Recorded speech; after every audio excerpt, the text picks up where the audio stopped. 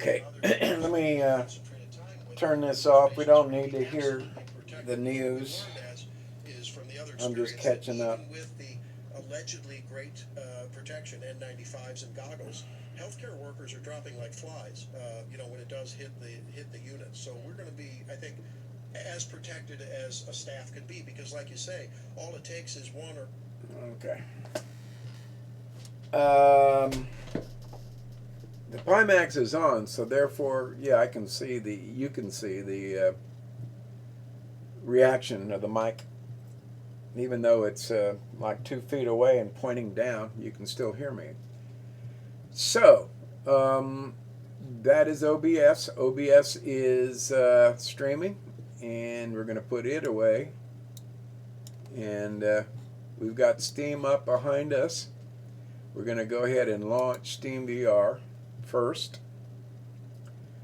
SteamVR always needs to be the intermediary between, not always, between the Pimax and Steam.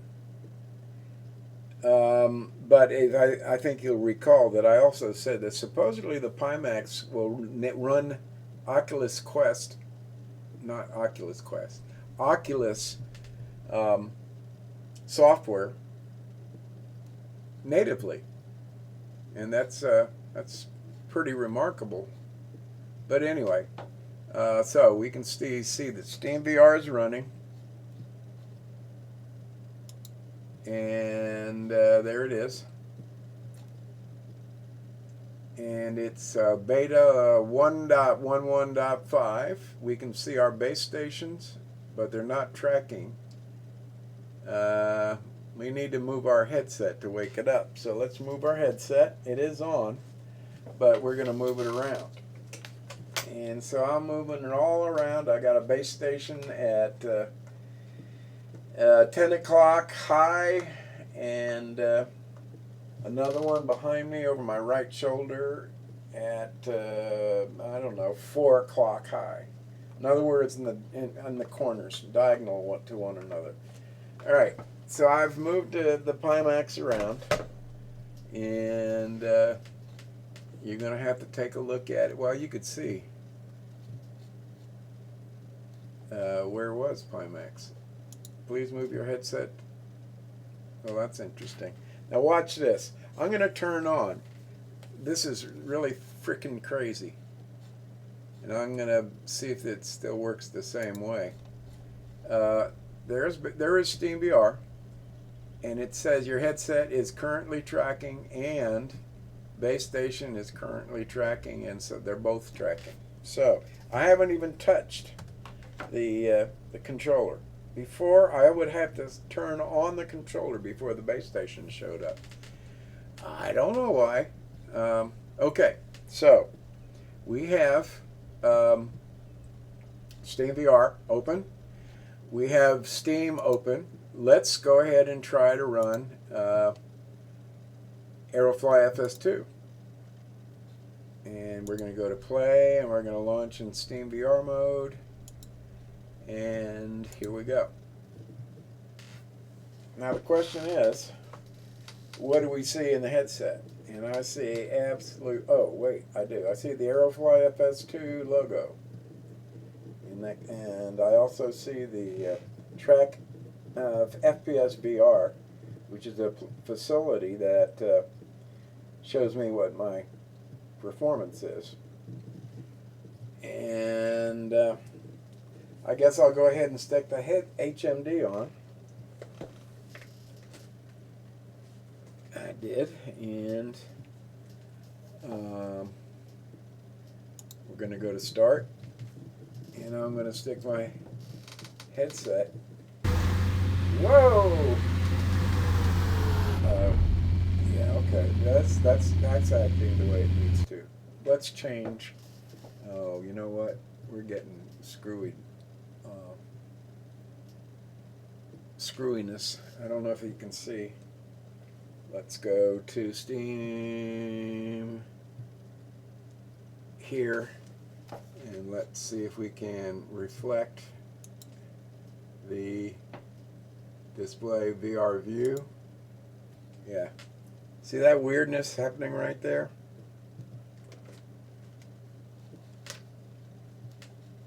I'm going to turn off the Pimax. I got to hold it down to turn it off. 2, 3.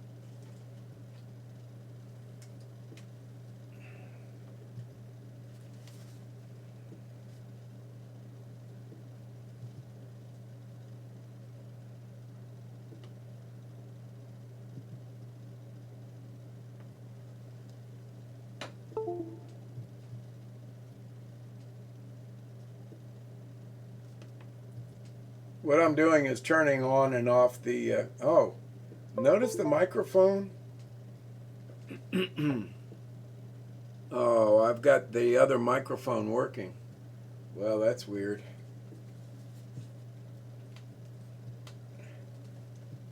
I see a blue screen and it's flashing like crazy. Let's go back to here. Are you seeing anything?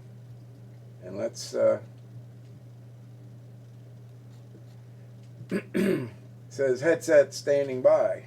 Okay. Let's go to start. Okay, I see that too. So we shall get out of there and go back to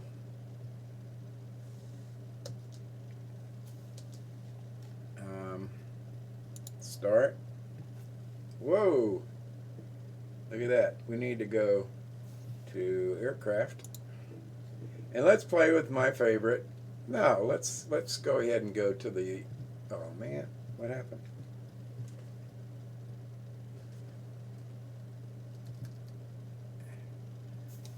Piper Turbo.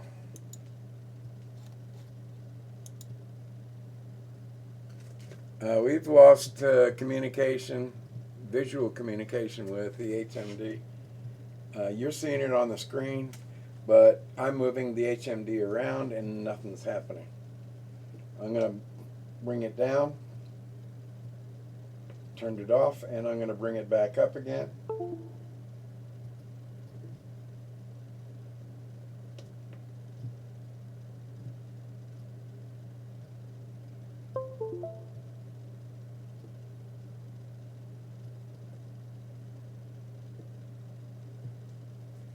Alright, that's showing something, but I'm showing Zippo in my, oh there it is. Okay, cool. Cool beans. And let's,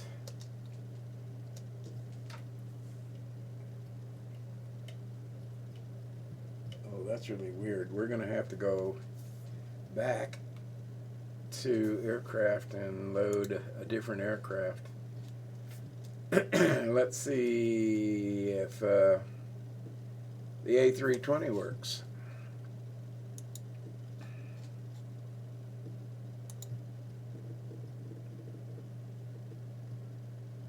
Wow. It does.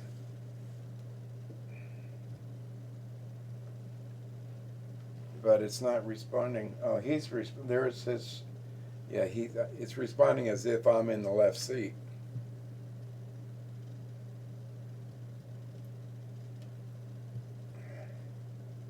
There we go. This is an A320. Can you see this? And it's pretty freaking cool. All right, we've reset. By the way, do you see this? Oh man, it's not giving us 3D. I mean, 6 degrees of freedom. Notice I can't. I'm moving my head forward, and I'm not getting any Z-axis movement towards the control panel. But anyway, this is pretty neat, isn't it? This is what it looks like. Unfortunately, it's distorted for you, but it's just incredible for me.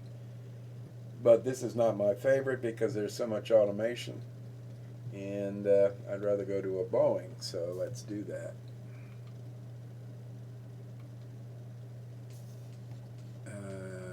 No, I'm going to go to the Q400.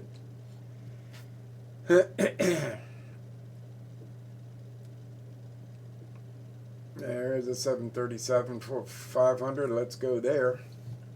Go start. And let me see that you guys are seeing what I'm seeing. Yeah. And let's change the heading. So that you can see everything. This is so beautifully done. Just stunningly done. This is a Boeing 737-200. And it's an exact duplicate of the one that the simulator, the Level D simulator in Atlanta at the Delta Museum. There's one of these at. Uh-oh, did I lose my plug-in? Did I lose my sound? Yeah, I think I did.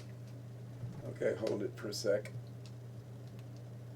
Let's see if I can't find where the hell my... Oh, there it is. Yeah, it just yanked out.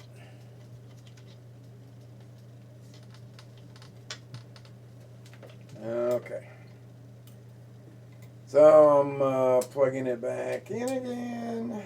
I'm using an iOS pair of headset.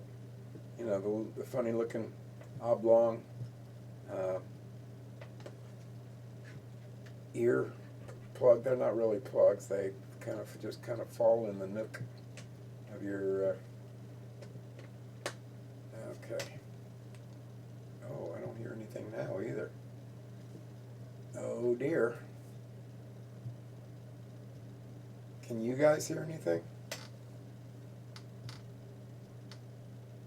I'm going to bring it around. This is complete steam gauges. I think we've got a 737-800, which is the more modern one. Are we? Oh, look. Okay, there we go. This is just beautiful, just gorgeous. I'm flying this way so you can get a look-see of what the cockpit looks like, and George, just stunningly gorgeous. And all right, so you see what that looks like. It is, I mean, totally real size inside this HMD. All right, so we got, what is this? This is the A320, that's the Airbus. There's my favorite. We're going to come back to that, but I just want to see what else. This Learjet 45 is pretty swift. And so are the World War I Sopwith Camel, and I think there's another one. Well, that's World War II. That's a Corsair with the bended blades. I have made that model several times. Don't know what the Junk Master is. Strike Eagle F-15. Look at that. There's an extra. And we have. This is a prop driven. Oh no, this has got two PT6s. Yeah, you can see the exhaust right here. Pratt & Whitney PT6 135As in each nacelle. And there's the standard everyday Sweetie 172 trainer. Okay, there's a 777. Check this out. Check this out. This is one of the most gorgeous cockpits I've ever seen in VR or real life or anywhere. And look at this.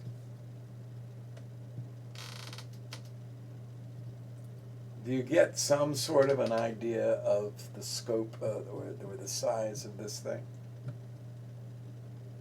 Now, I'm not hearing any sound. I'm going to see if I need to hit the S key. I think I am hitting the S key. S. That's supposed to turn the sound on, and it's not.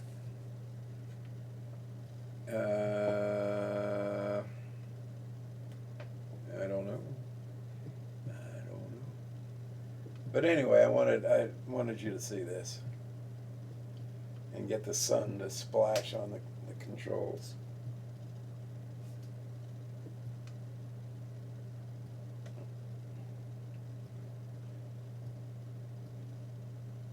Isn't that sweet? All right, where is my controller? Controller is, I see, FPS VR, and it's supposed to be attached to the bottom of it, but I don't see. Oh, what is that? It's responding to two things. Oh, look at that. It's the yoke was responding to the controller.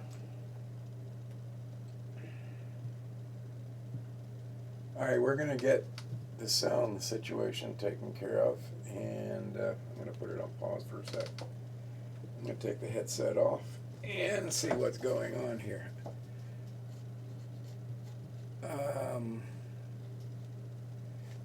And I'll let you see what I'm doing.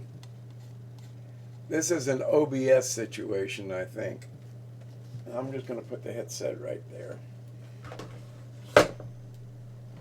And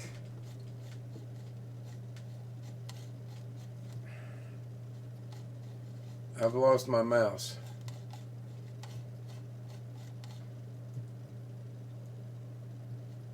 There it is. I can't get, nah, I'm going to have to exit.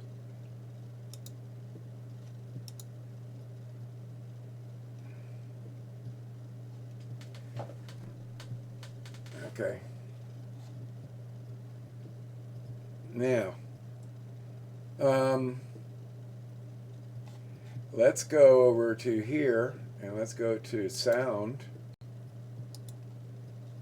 settings, 1, 2. I see that you can hear me, but I cannot hear.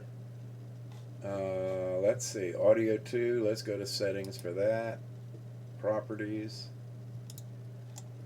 and default, and let's see if that works. Okay, you can hear something. Let's go to the sound system and sound there. The Pimax headset is what we're playing back through, and we should hear that it respond. If I can just reach over and get one of these Apple headset pluggies. Well, I hear the steam room in the background, but yeah, I heard that, and you did too, I believe. Okay. All right. I don't know why it took that. So let's go to play. Let's go to Launchero Fly FS2 in Steam VR mode and play and try to load it up again. Loading the scenery. I know you can still hear me. Space to or control return to center your view. We're good to go. I just want to make sure. I'm not even putting my headset on yet. I just want to hear some sound. So we're going to go to start. Ah, shit. We don't hear a thing, do we? Nope.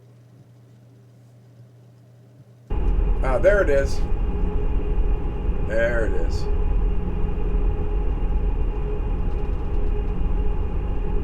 Yeah, now you get an idea of the heaviness of the thing.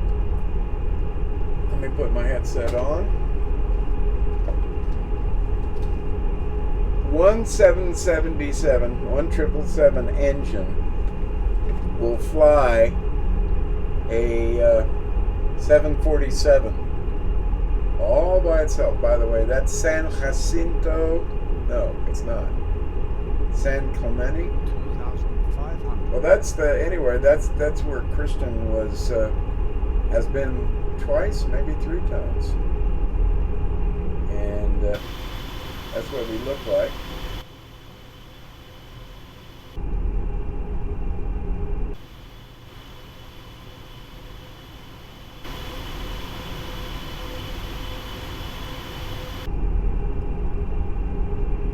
All right, where are we set to land? Oh, KSFO, San Francisco. We need to come around. We're down here by LA. Why is it set to KSFO, and why is that showing up on the screen?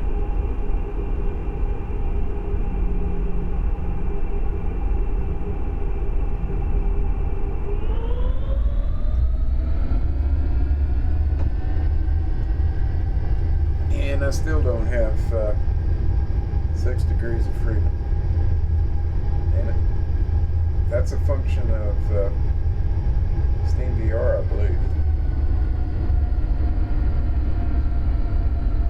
What is our altitude? 2,600. Almost 300 miles an hour. All right, let's get out of this and get into my favorite Q400 just because I love it. And do we have this? Look, it's fucked up again. It's way over there. It's not where it's supposed to be. And I don't know why. It just does that. So let's go to aircraft. Which totally fucks up using one of those controllers as something you can depend upon. And right there. Big ass turboprop. And this is the one that went down over Pittsburgh. It's a -8. A couple of newbies who've been working too many hours.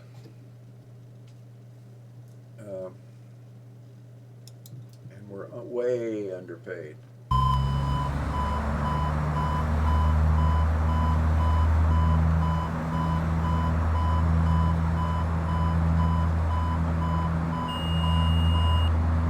Oh, that's Santa Barbara.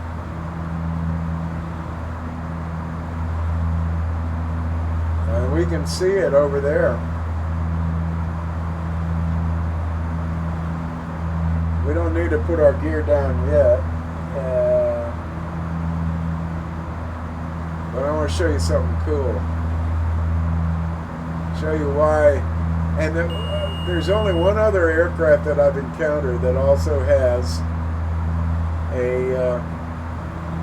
well, I'm not going to even tell you what it is. I'm just going to let you take a look. 2,500. How cool is that? Alright, we're going 235. I brought my throttle all the way back. This is what we look like.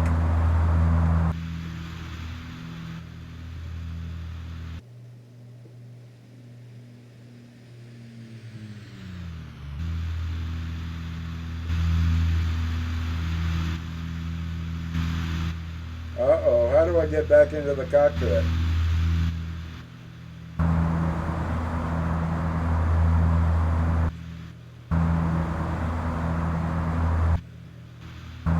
Help! Get me back into the cockpit. This might do it. There we go. Co-pilot, this is where y'all are going to be. 1,000. Or you might go over there. don't know why. I wonder why they don't show the thing. All right, so you can see we're coming up on KSBA, Santa Barbara, and we're a little bit low. That's a VASI lights, and what they do is they show red if you're too low, and white is just right. Red over white, you're just right. Red over red, you're dead. So we're going to gain some altitude, or we're going to actually come into the glide slope. Yes, what is your problem? There's our V-speeds, 135 and 146. That's the speed that we're supposed to come down on. And if you haven't seen this flying donut before, notice it's right at the -3. That is the normal descent to an airport, 3 degrees. Right here is supposed to be the normal line. In other words, we're flying right on that line. We're not gaining, we're not losing. All right, now we're getting to be high. So let's come down to the 3-degree slope, and let's point at where we want to be landing. Let's get our gear down, flaps down.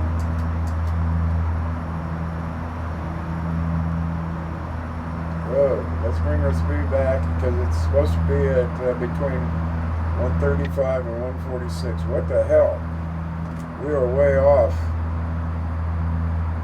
I'm going to have to finesse this.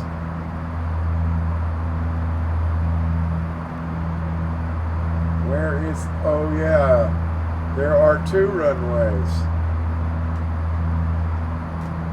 Alright, 117 is okay. That flying donut is the path that we're flying. So I need to boost it a bump a little bit.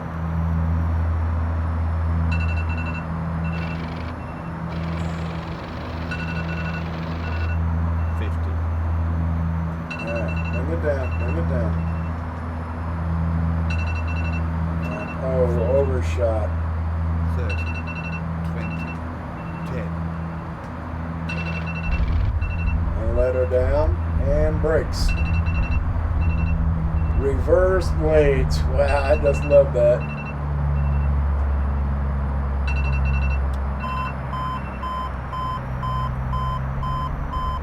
Yeah, I know, I'm misconfigured.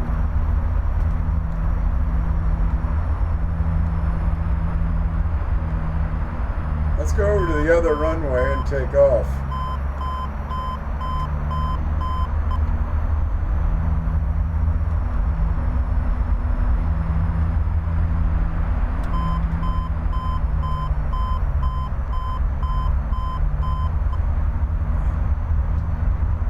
Here we go. Looking for 135. Get in the middle, get in the middle. 80, 90. 100, 110, up. Gotta go up, gotta go up. Woo. You're up. Now, that's Santa Barbara. That means that down the coast is LA. I just love this thing so much. And I love the Aerofly FS2. It does not have the sophistication that X-Plane does. But as you saw, X-Plane was real finicky in VR. It flew all day in non-VR, and very well too. So Vulcan works really good, and our fearless leader, what's his name? The guy that invented X-Plane 16 years ago when he was a college boy. He said he had 3 goals, and that was to make it smooth and 2D and significantly faster performance, and VR was an absolute must in terms of making it work right to his satisfaction. So, all right, let's go to our navigation page. Let's set our heading hold and our autopilot on. And where is heading? I think that's it right there. Heading select. Oops. So heading is right where? Right there. You see it's turning. Okay. And we're only 1,600 feet, and we're going to also hit. Let's go up a tad. That would be vertical speed. That's minus 300. We want it to be plus 700. That'd be nice. You see that? VS? Alright, we're already getting overspeed.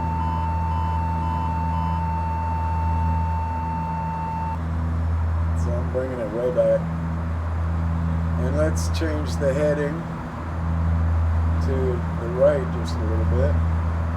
See that heading bug moving as I turn the wheel? And yes, it can be turned by our controller if it was working, and it's not. Alright. We just lost autopilot because we got misconfigured. You got to be within a couple of degrees of level or autopilot won't come on. Alright, so let's go over to our navigation page. And, oh, Santa Barbara? Well, let's see. Let's see what our location is. Yeah, that was Santa Barbara. And there's Los Angeles right there. That's Bob Hope, and then that's right there is where Christian used to live. And now there's Los Angeles, and there are the mountains, and that's where right about in here is the Hollywood sign. Anywho, Camarillo.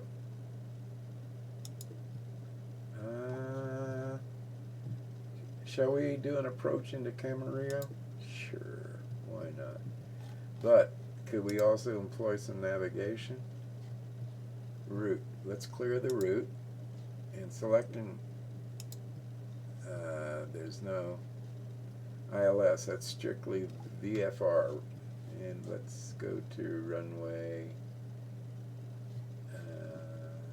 That's north up. So this is about 090. Call it 08. Yep. Okay. Where is it?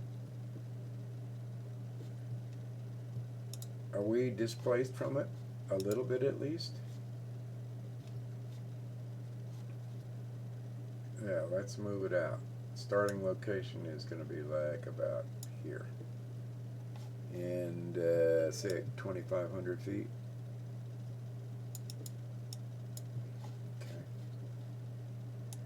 Okay. There's Camarillo. LA is to our right, and I shouldn't be shouting. I don't need to shout. But let me turn down the helmet's sound. Doesn't need to be that loud. Am I misconfigured? Or am I too overspeed? Now you can see right there, right here on MFD. There's Camarillo. We're not doing, we could set it up for a VOR. Remember I told you about VOR radios?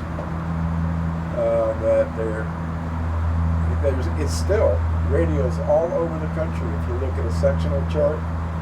And they're depicted with a hexagon with circle in the center.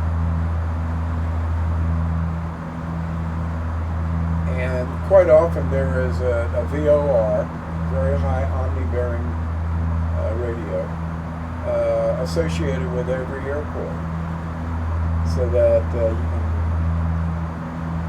navigate directly to the airport by using its VOR. But there are VORs all over the place. As a matter of fact, since we're talking about it, let's take a look-see in navigation. I'll show you what a VOR symbol looks like. Okay. See that sign right there? That's a VOR, right? This is a VOR and this is a VORTAC. And that should include DME, which is distance measuring equipment. But that is, if I highlight that, see you got VORs all over the place. So they're always 3 letters. And I guess I lied, but on a chart you can see it that it's more of a circle around there, or like that. Those are airports, and those are VORs, all with 3 letters. And then there are waypoints in the sky. Oh, this is a non-directional beacon, NDB. And they used to be the way you navigated, but you had to come in at the right angle to find it, find what you're looking for. Alright, so we're coming into Camarillo, and you can see all the VORs around. That's how navigation used to be done. So you're going to see VOR radios across the country. And that's how you navigate it. You go to one VOR and another VOR. Let's turn off the airports, turn off the beacons, and you see all the 3 letters. For instance, if you're going to, there's Palm Springs. If you're going to, there's Victorville, and out here should be DAG. That's going to take us to KLAS, Las Vegas. And normally you go from, say, Los Angeles, you come around and you go to maybe Palmdale, POM. Oh, that's Palmdale is right there at PMD. What is PLM? I can't remember. And then Victorville, so you could go, you could do a route right now. You could clear the route and select a destination airport. So we could say that it's going to be Las Vegas. And that's KLAS, and right there. But in between, we're going to add some VORs in order to get there, because our radio won't reach all the way to where we're trying to go, and that is, we want BLD to be added to the route, because we're going to go there, and we're going to go to Palmdale, Edwards, GFS. Alright, let's see. Let's add BLD. And that means they're coming around to the facing to the east, and that's not what we want to do.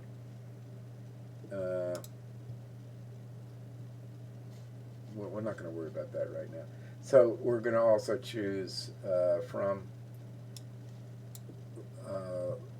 LAX, which is really starting out here. We could choose that as our starting place. But nonetheless, we're all, no matter anywhere you take off from around here, you're going to Las Vegas this way. So you need to find radio beacons to get there. So here's one. Here, you can go to Palmdale. PMD. And we're going to add that to the route. And we should have another one right out here. Heck, DAG. Either heck or DAG. And let's use DAG. DAG it. And we'll add that to the route. So now we can tune our radios, pardon me, to Palmdale, to DAG. As you can see, it's 113.2. And then to Boulder, which is what? Boulder is 116.7. And all those, and you need to write that down, because that's what you're going to be tuning your radios to. Partially tuned, if you want to take a look, is right there.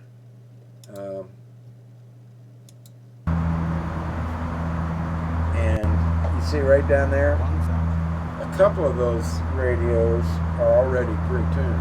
All right, let's get our gear down and our flaps down all the way. Not all the way, but almost. Well, that's, we can come back down. You're seeing red, so we're too low.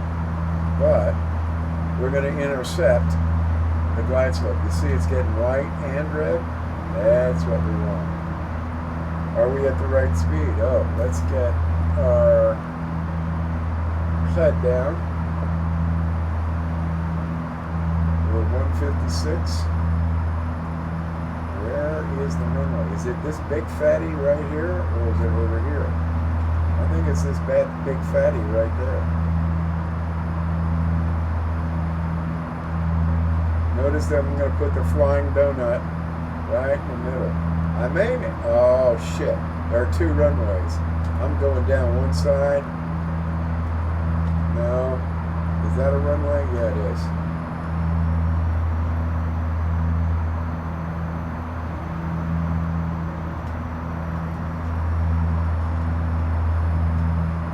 That's about the right speed. As soon as we hit the, see the 1,000-foot marker, we're going to 30. aim for the end of the runway. 10. And okay, and now brakes on. And damn it, I always let the nose down too fast. And I wish there was some way that I could. There is playback on this, but nothing like on an X-Plane. Okay, you know what? I'm going to worry about. I've got my dose of VR. I'm going to go back to my pretend VR, and we're going to load X-Plane again, and we're going to use what you call it?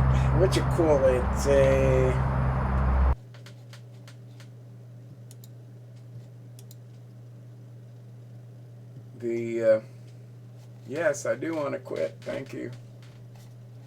And we're not going to use VR anymore, so exit Steam, VR, and get it there, out of there. We don't need Steam anymore. And there's my code.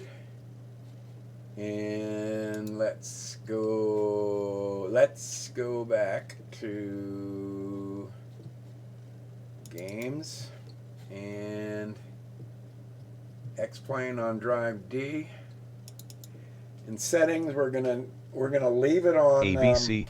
It's easy as 1, 2, 3. Oh shit! Do we have Loading Steam VR X-Plane. still running? No. And I believe we're running it on drive D, but we also need to run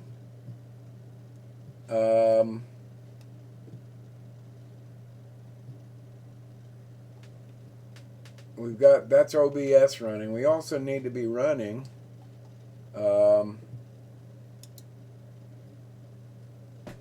where is it? Well, shit far. Well, it's under games, I know that. So we'll look there. It's track IR. And that's our head tracker. And while we're setting up, we can, I've been charging it up because it's wireless. My old track IR was not. It was wired. Alright, so let me turn it on. Let me make sure that we're putting out a good infrared light. And I'm going to put it on our head, and we're going to zero, and I'm going to look up and down, left, right. And which template are we using? 1-1? No. Let's use smooth. Notice that I'm not using roll. Now let me center it at 0. And center it again. There we go. That's a little bit fast. So let's set the speed down a tad. That feels good. That feels good. Okay. So, did we load this? And we did. Well, again, the most challenging scenery is the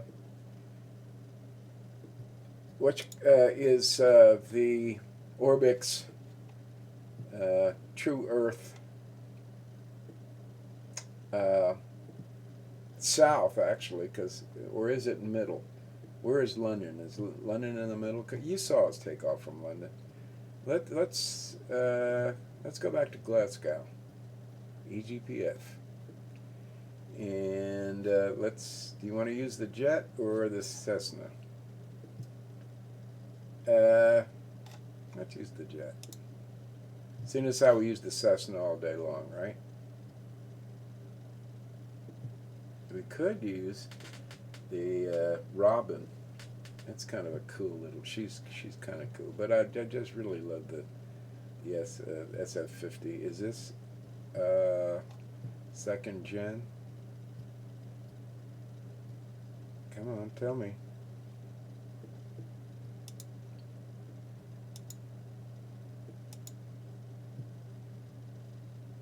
Yeah, Gen 2. Did you see the G2?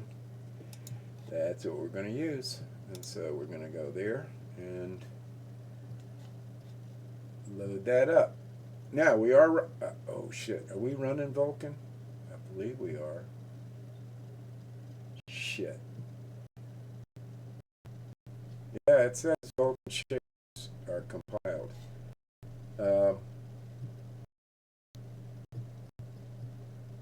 That. On the okay. And again, that we're running OBS, and I'm just learning how to use this, and this is what the professional podcasters use. The mic is hooked up to, under properties, to the USB mic on the desktop. Oh, it's still on. Wow. Let me swap that over to my called Charlie Clarks. They're really David Clarks. And I'll go to OK there. And let's see that they in fact are on the David Clarks. Yep. Okay. And now we can turn off the desktop mic, which is what I have is a and you've probably seen it, Sam. I know you've seen it. It's a PC armoire, if you will. And yes, you can close the whole thing up, but I usually leave it open. So that's me talking on the mic for the Charlie Clarks. The reason I call it Charlie Clarks is because these are David Clark's real aviation headset, and they were busted. I got them from eBay for $8 and tore the guts out because I had a really wonderful but flimsy ass stereo USB headset that broke twice on a headband, and that's when I decided, let me find a real aviation headset and let me let me tear its guts out and put the guts of my headset whose electronics are in pristine shape, but the headband had broken in two, and therefore the headset couldn't be worn. And so it is now an aviation headset with this Plantronics GameCon 780, I believe, guts inside. And that's what I'm talking on right now. I'm talking on the Gametronics, Plantronics mic, which I transplanted, if you will. I took the old mic off from and which was perfectly fine, I think. But I needed to use the mic that came with the Plantronics. So that's what you're listening to. And so they're no longer David Clarks, they're Charlie Clarks. Okay, it's preparing the world, and we'll see what goes on. I might as well shut down my Pimax. You'll agree that it worked really, really well on Aerofly FS2, right?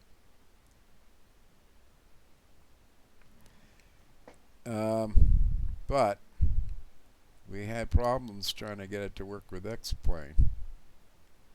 Alright, so let me move OBS Studio out of the way. And we're in a cockpit.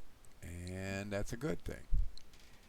And yeah, we got our 6 degrees of freedom. Cool beans. And let's pull the trigger, which is supposed to be coupled to the left seat. Let's see if it does. Okay.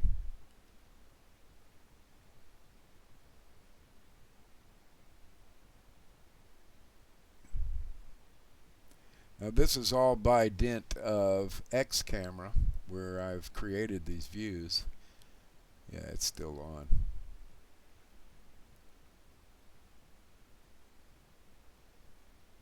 That's such a sweetie. Alright, shit. Do I hear anything? Oh, crap. What am I supposed to be listening to? We're not going to hear anything. Because, well, maybe. Let's see. Audio output. Properties. Charlie Clark's GameCon.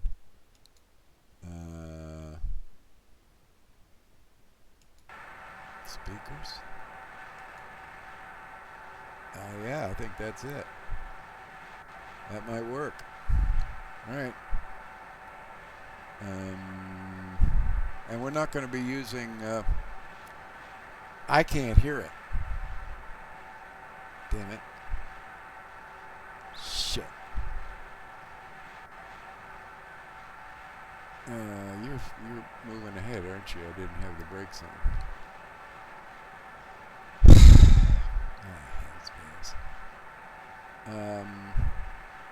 Let me see if I can fix it. I'm going to go back to the Charlie Clarks. Normally there's a bug or a flaw, not a bug, a flaw that they refuse to fix. Austin has yet to fix it. He knows the problem. If you start with on one audio channel, you're stuck with it in X-Plane. You cannot swap while you're in X-Plane. You actually have to leave X-Plane, shut it down, change the new audio, and then load it back up again. I do not hear anything, and we should hear something.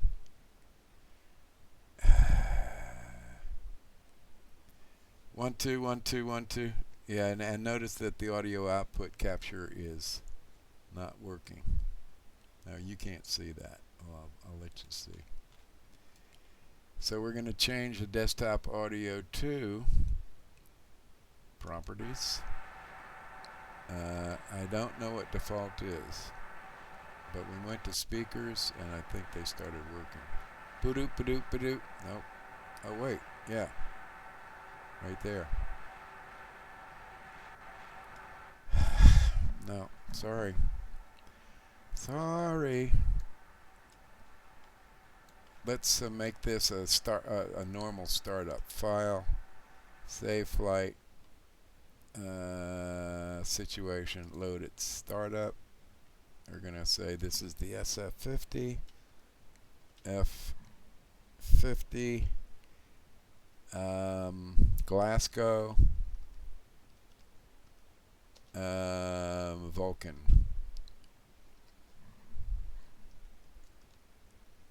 And we're gonna load that at startup. Alright. And I guess we're gonna have to move to Charlie Clark's. Sorry about that.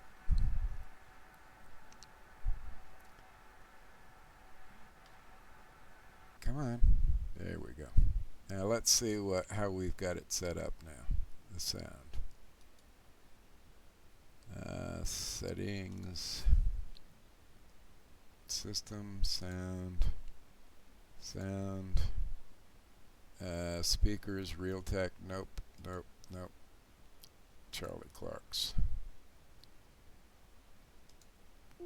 Yep, yep.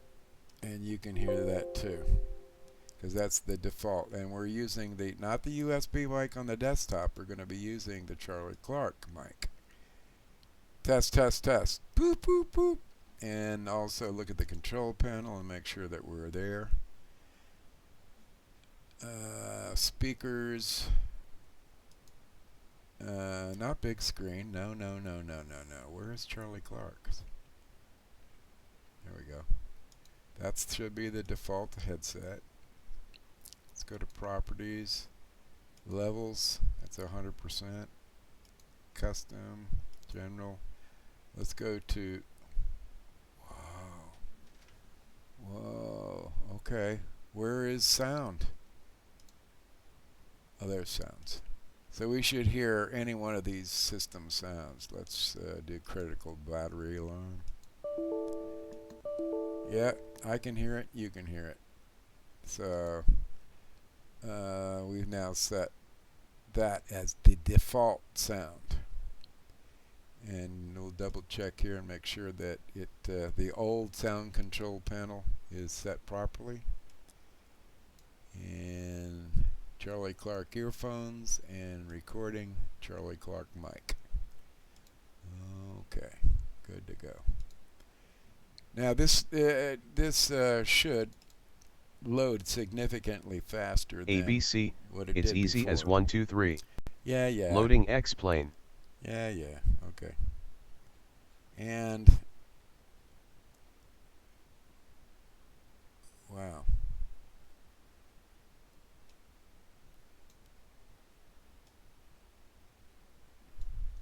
Let me show you what I'm doing with the mic. Now let's go ahead and load the default,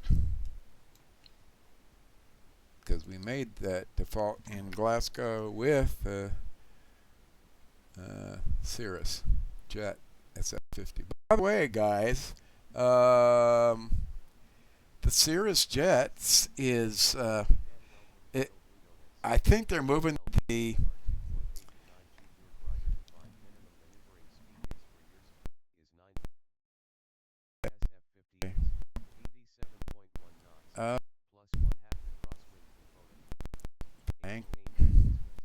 thank you.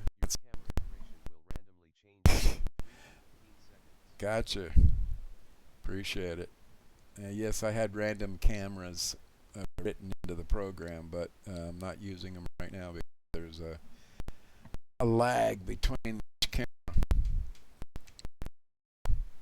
But yes, there were there random cameras that change scenes in anywhere from 3 to minimum to 15 seconds max, and quite a nice varied view as you're cruising, both for you and for your listeners.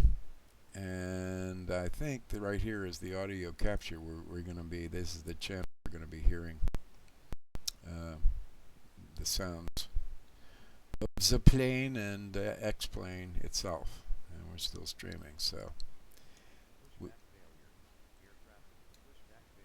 that means okay. Yeah. Okay, thank you. Now that is not my code. That's X-plane talking. I have no idea what that really means. Although, when you say pushback, generally speaking, what happens is that you don't need a pushback when you're, if you're a small guy, a little plane. But if you're a passenger plane, like a Boeing or a Airbus, you definitely don't need a pushback from the gate. And you have one of these tugs that pushes you to point in the right direction to start your taxiway to the proper runway. And that's the way that works. So we're preparing the world. We should now have sound once we get to Glasgow. And everything should be hunky-dory. Let's see what else we need to be doing. Track IR is working. You saw us check that out. Do we need a good load active sky, which is an incredible weather injector, real weather, or historical weather. Look what we got. Yay. Okay. What is that?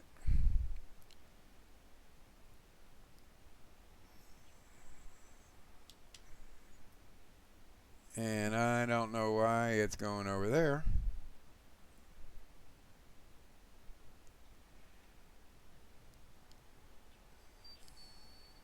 Whoa!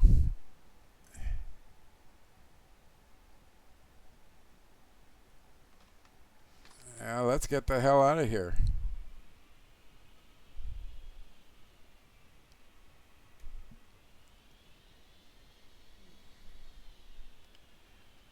Now, what we need is our GTN 750. You know what? I'm not gonna fuck around with X camera. We're gonna just go ahead and disable it so I can make use of the views that I know.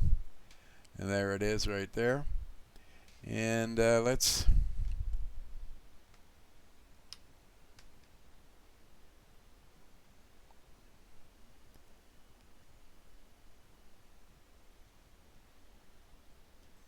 we're not running X camera. That means that we need to turn on under graphics, we need to enable track IR, because before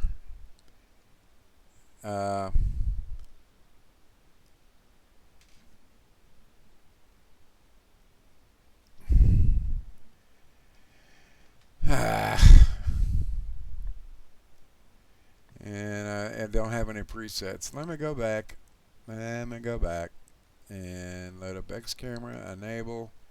Let's go to the control panel, and let's browse the community for aircraft.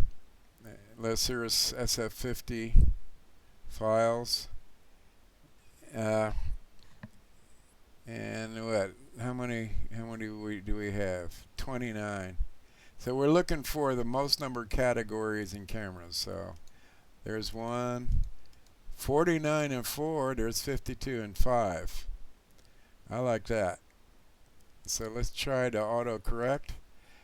We're going to load it, and we're going to go to settings and turn off track IR, because that track IR is being handled by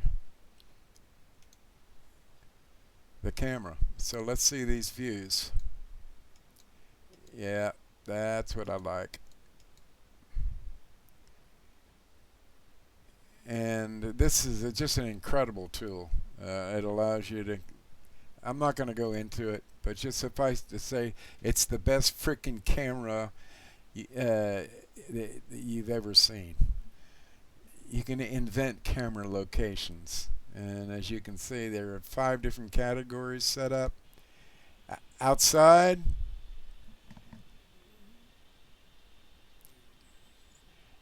and orbit, you're not going to be able to see that until we're up in the air.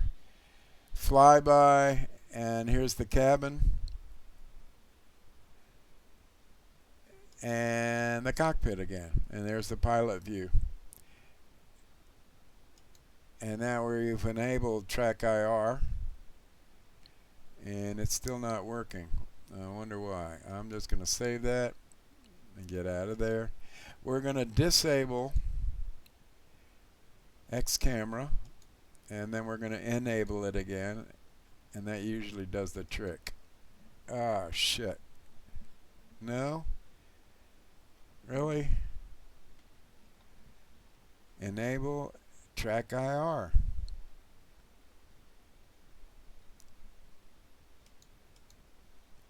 Save.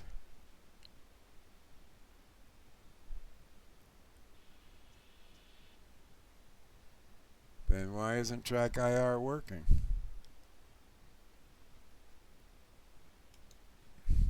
If it isn't one thing, it's another. Disable. I like that view. Can we move around in that view? Yes, we can. That's okay. So we can enable track IR inside of X-plane itself. And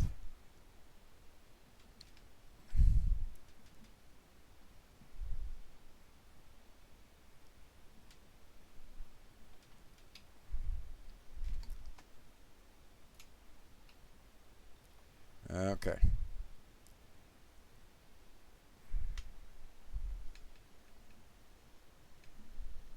Oh, you know what we don't have?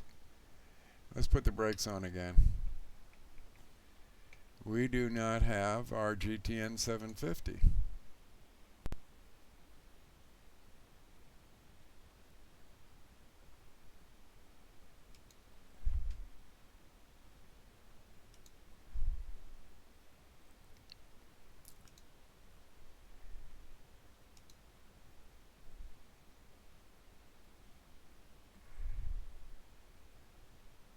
Come on. About like that, and push the home button and hold for the map. Okay. 20 miles. Now, where are we going to go? Where are we going to go? Let's, we're at EGPF, Glasgow. Where do we want to go? So let's go to the nearest airport. Let's go to Prestwick. I don't know what that is, but let's go there. So we'll say activate. So we're going to take off, and then we're going to come down to Prestwick, okay? All right.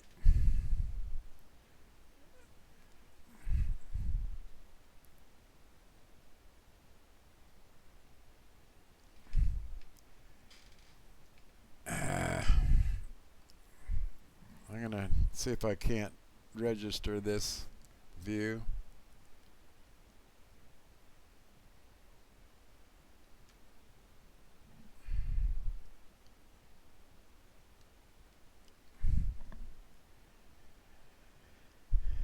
Normally I can zoom in.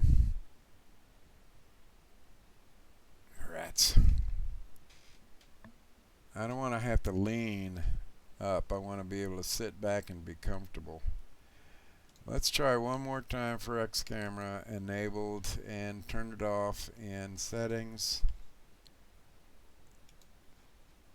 and be done. And let's look up. That's fine with me. Can we zoom back? Yep.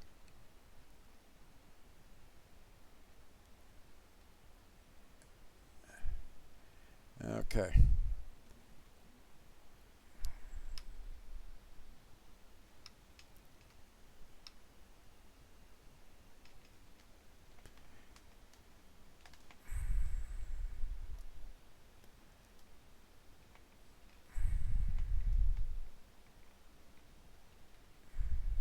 Let's stop for a second and zoom in so we can see where we're going.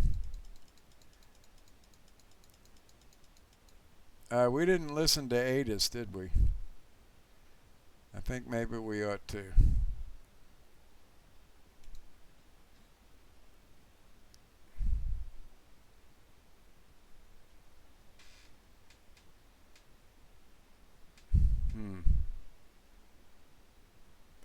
Yeah, we're not going to file the flight plan either.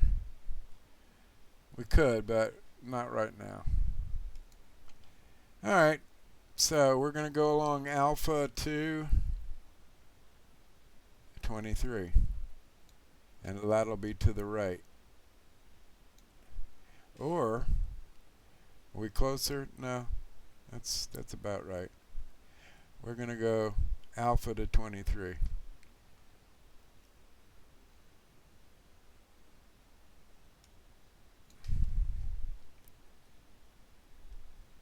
I've got rudder pedals. That's the way it's done.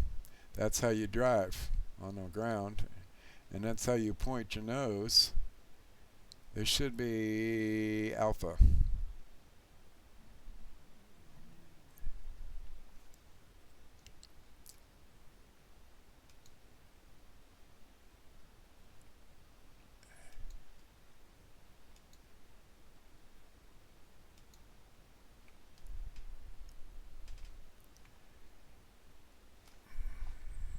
Sorry.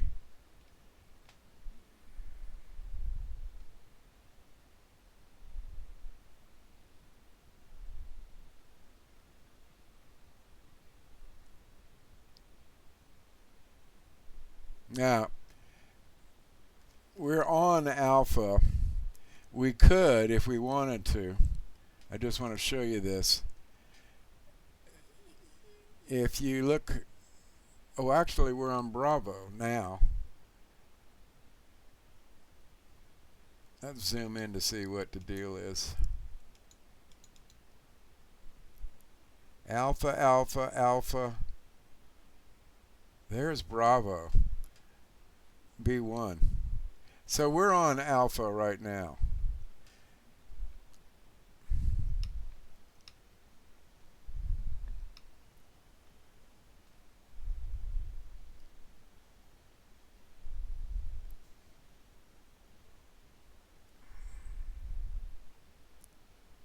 All right. I think I know where we're going. We're going to the left here, so we're going to hold short of 2-3.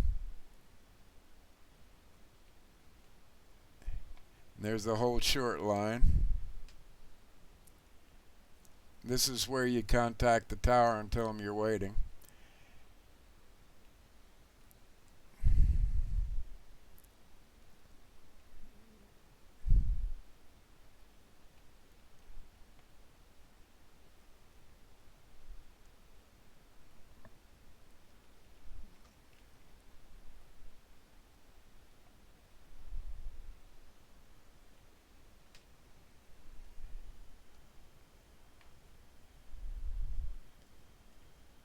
And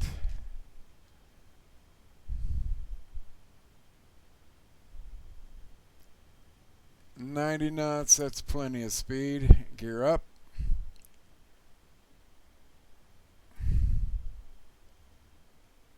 And we can zoom out. Let me adjust my climb when we're going to zoom out here.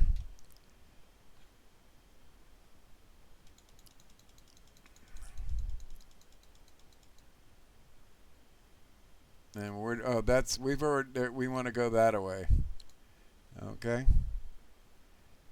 So let's cancel out of there and turn to the left.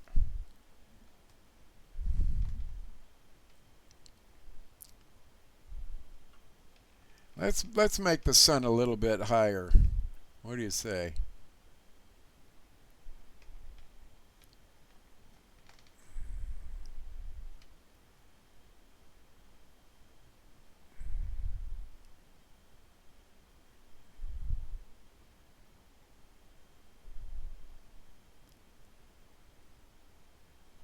And we could invoke our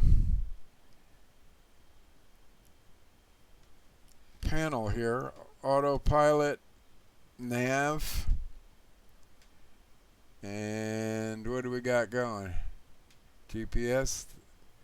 So we need to change our CDI to the magenta line.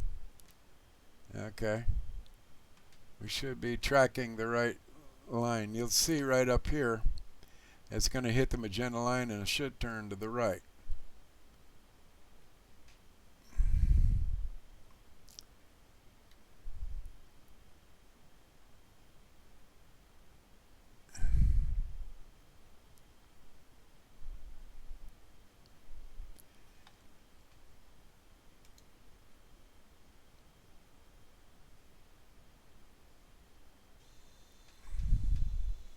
That's a preset.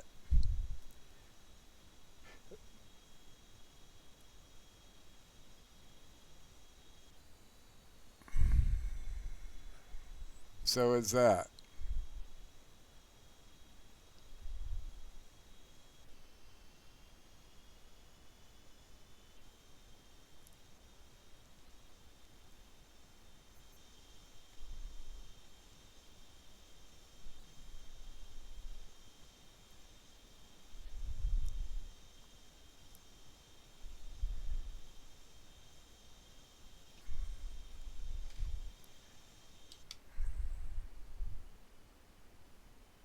Now, are we still on nav?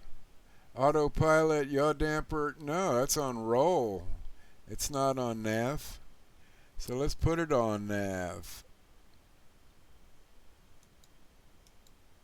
There we go, on GPS.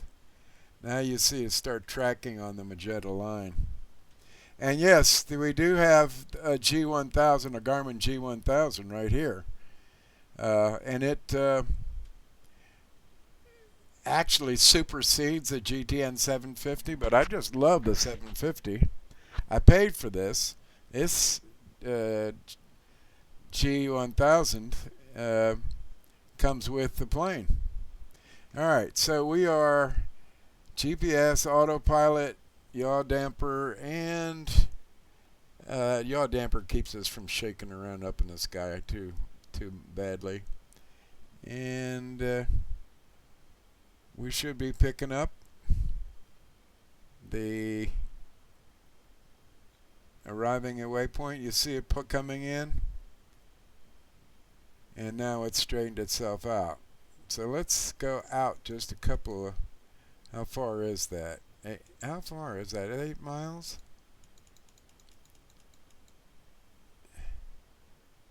Let's go back. That's 3 miles.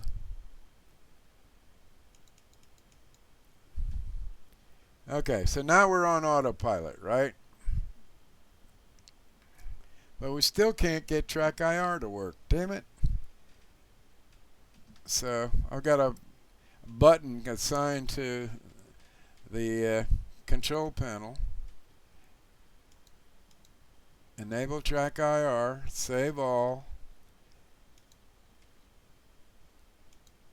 Okay, and now we're going to close it.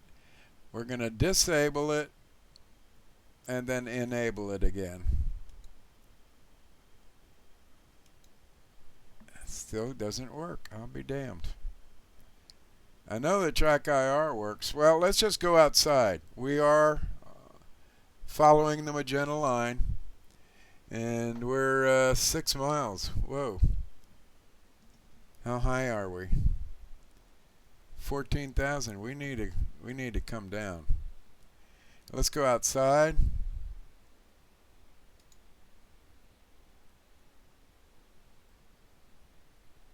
Circle view is nice.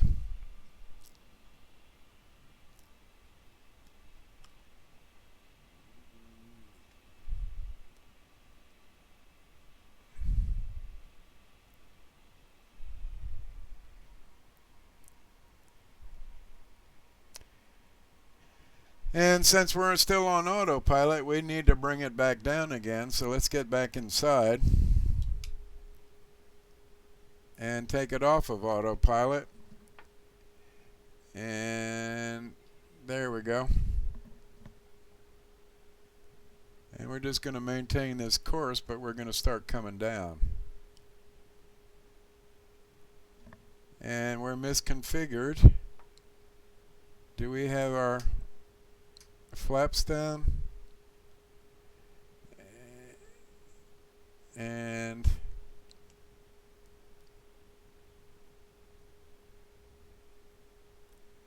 oh, there we go.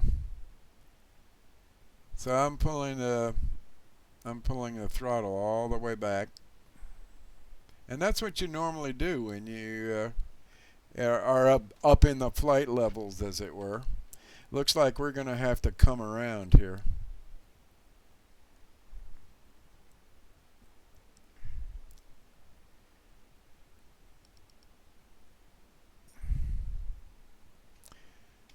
$13,000 feet.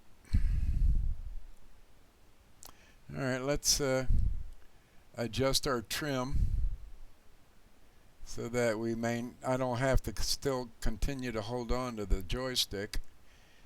It's basically pitched so that it will come down on its own. And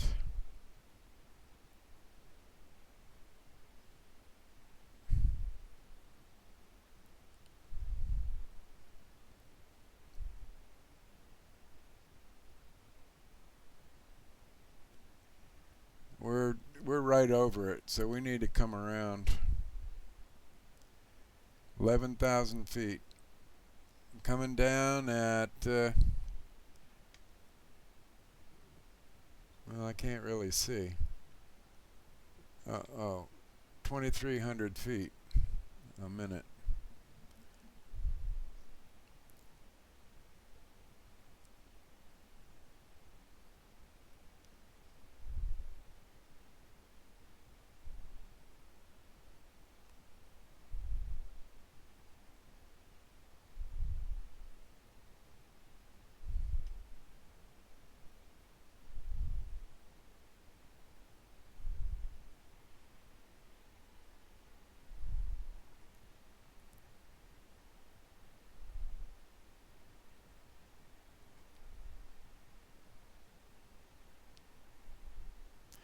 Now we really should extend out to the left and go back up the magenta line so we have a decent approach into the runway. But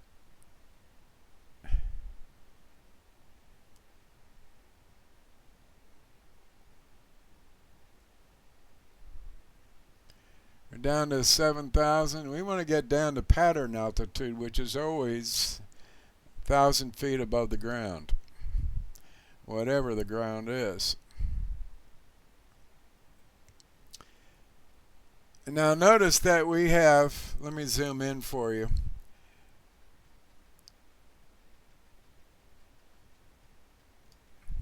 Notice that we have lines extending.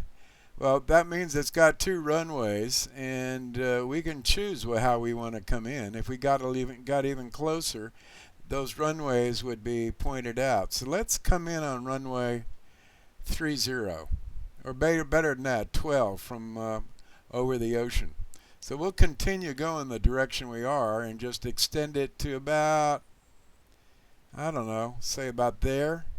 So let's put a direct there and activate it. So that's where we're going to go to next and turn around. 5,000, looking good. We can start putting this guy away. Come on, I just want to make you small. There we go. 4,800. Actually, we can bring our gear back up. But that is slowing us down. It's 105 knots. 4,200. We may not even have to go out that far in order to get to pattern altitude. As a matter of fact, the way we're coming down, yeah,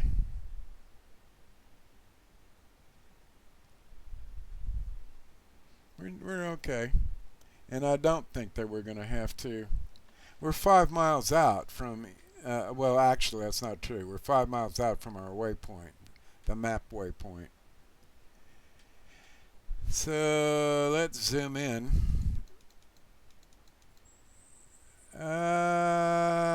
There's 2 miles.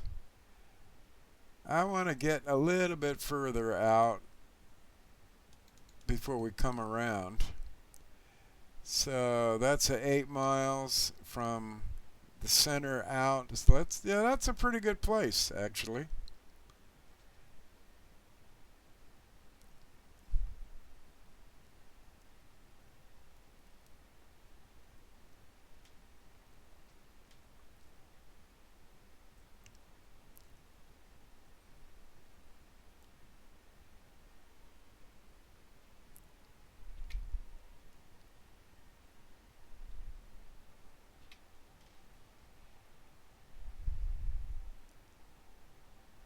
$1,600, that's about where we want to be. Alright, let's bring our gear down and our flaps down. Flaps are already down. And let's come around. Yeah, 1,000 feet looks good.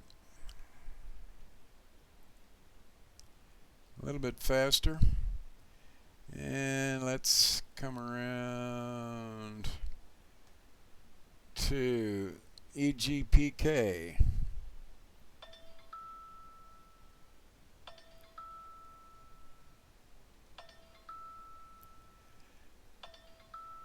It's keeping our altitude.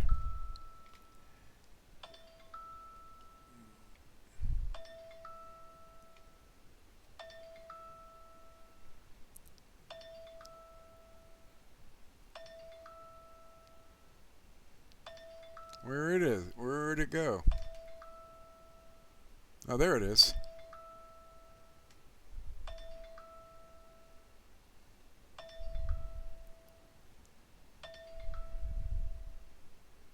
Gear is down.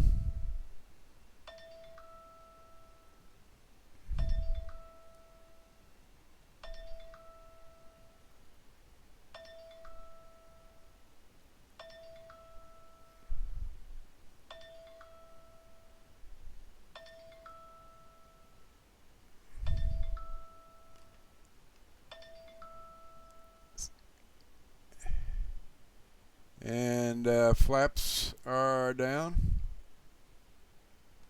And let's zoom in a little bit so we can see where we're going. There's our extension right there. We're looking good.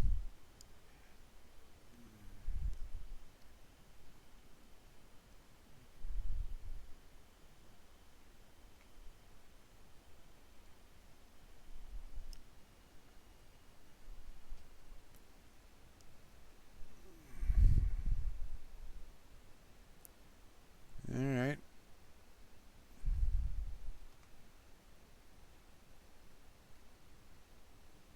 $13.80. There it is right there.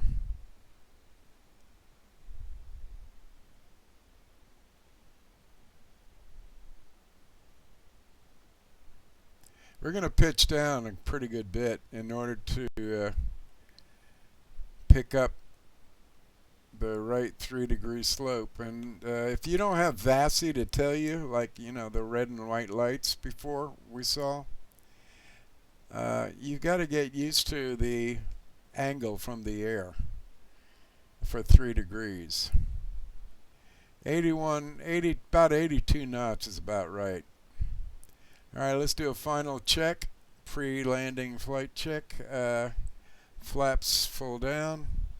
If this is a 737, we would have auto braking set. And we do not have auto braking. We don't even have reverse on this guy. Thank you. Oh yeah, there is a VATSI light. We're right half. We're a little bit high. I'm using my rudder pedals now because we got a crosswind. Getting a little slow. We're crabbing in because the wind is coming from the right, and we need to even it out just before we get down. Which of those arrows are an offset, meaning you cannot land in that area, and we just almost did. Okay, and let's get down. Gentle, gentle, gentle, gentle, gentle, gentle. Okay. And brakes. And let's go back up again and go somewhere else.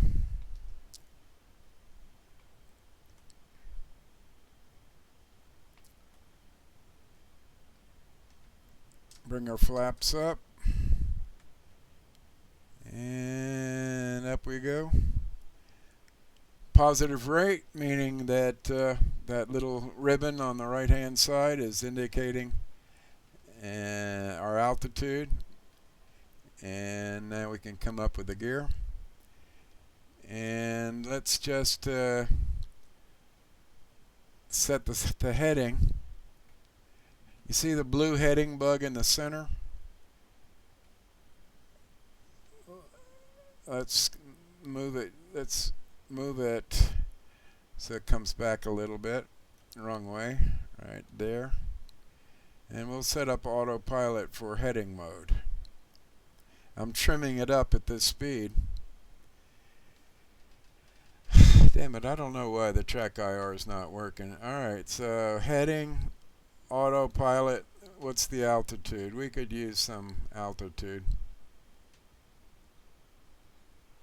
There's the heading bug right there. And we're still gaining. Well, let's find a new place. So let's go out here. Nearest airport. Let's say 30-40 miles from here. Edinburgh. Edinburgh, Scotland. Let's activate that. It's going to be that away. And we can go ahead and turn on nav. And we are already on autopilot, I believe. Heading AP autopilot. Let's go to nav. And bada bing, bada boom. It starts to follow, or should follow, the magenta brick road.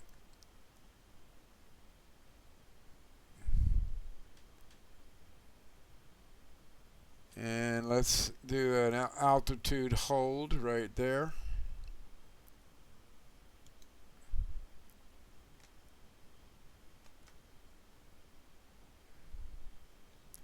Is altitude hold on? Out, yep. Yaw damper, GPS, and autopilot. Okay, we're good to go.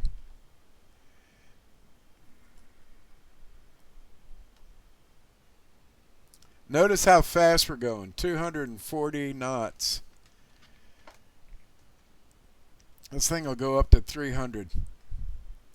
And I started to say they were manufactured somewhere in the Midwest, but their sales, and they're talking about, I think, making these. I know that sales is down there in Knoxville. Are you going to pick up the magenta line and move or no?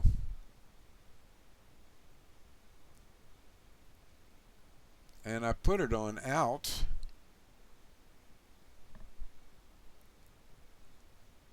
Autopilot is on.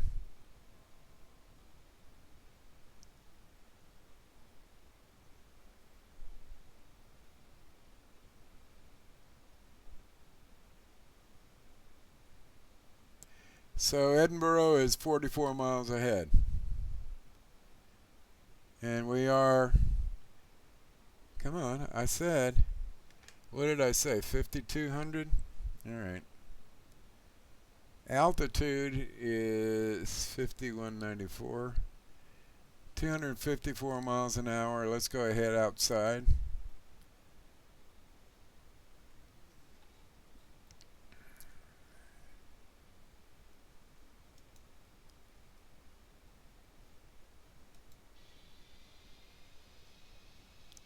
And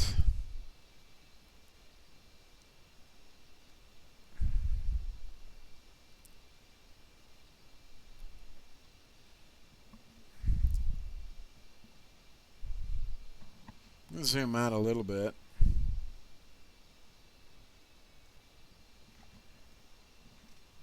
And we're on our way to Edinburgh, Scotland.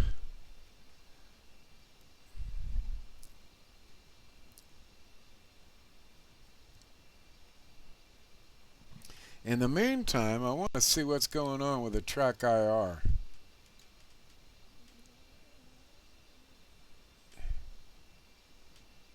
Right here.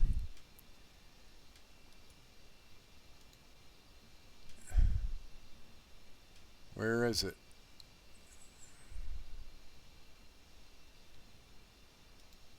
There it is. Now it is reactive, but it's not inside of the... and why aren't you going away?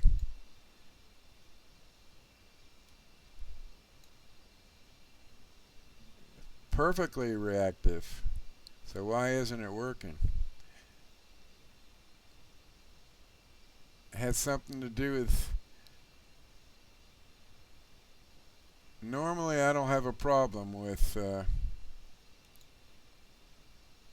X camera because I have set up the camera.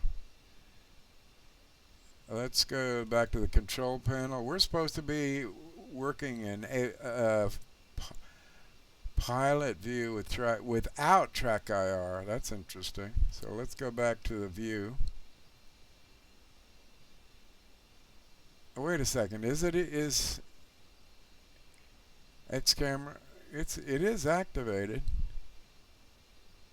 Let's go to settings and see if track IR is activated here, and it's not. It should only be activated inside of X camera. Oh, look at those windmills down there.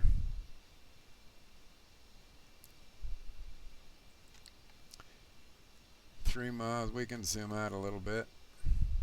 32 miles.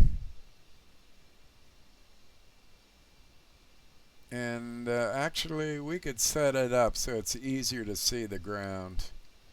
And this is probably the real weather, but let's cheat a little bit for the sake of the viewers. So let's go back to flight configuration. Let's go to weather, customize. Visibility is 25 miles. That'll do. No precipitation. Let's go VFR, see what that looks like. It's still kind of misty, isn't it? 5,200 feet, 216 miles an hour. Let's go back inside X camera. Disable it and enable it. That's what I normally do, and it's just not working. Let's go to a different view. Let's copy this view,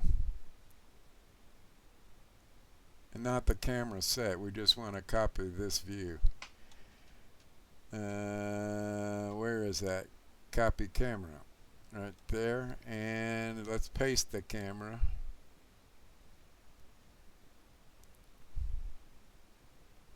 Right there. Copy of pilot. So let's go back here. And and disengage track IR. And let's say we want to move the elevation down a little bit. You can move it by increments, medium, large, very large, what have you. And turn to the left, turn to the right. Let's go ahead and enable it again. And save.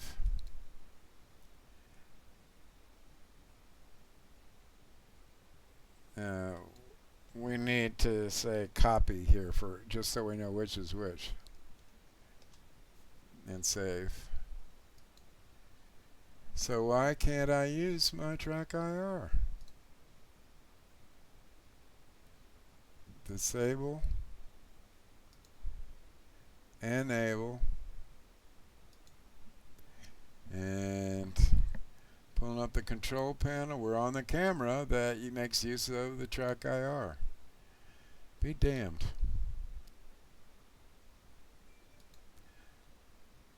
I'm going to save it, put away the control panel, and I'm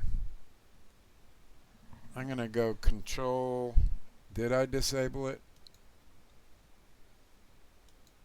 There we go. I'm going to hit control 1 and then move over here and make this control 2. And 1, 2. 1. Okay, that's the way you normally do it. Let's see if we turn on track IR down here.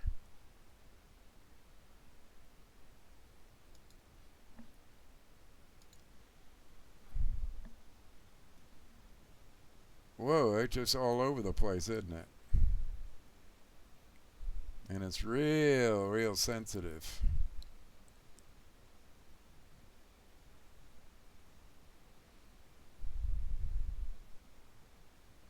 Real sensitive. So I've centered it. That's our center view. But it's way too sensitive. So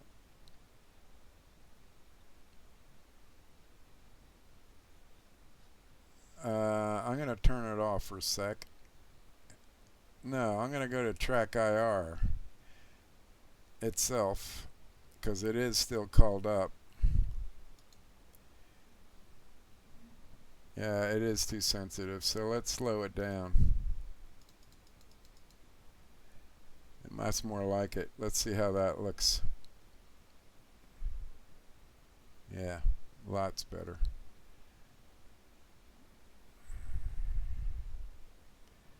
Now, we could also mess around with the graphics and the built-in FOV. We'll set it to 60 and be done with it.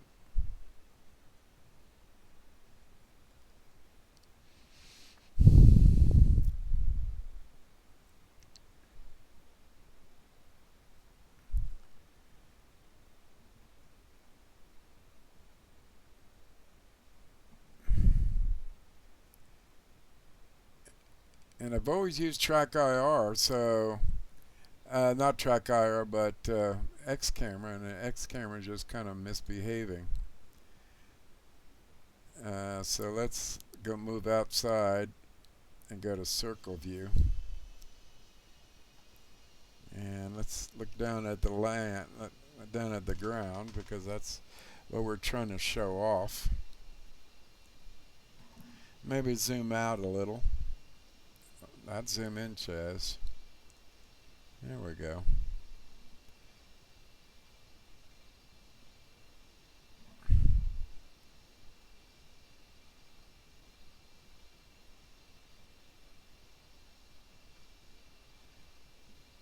You know what we could do just for grins, because for some reason Fly with Lua disable bat moving.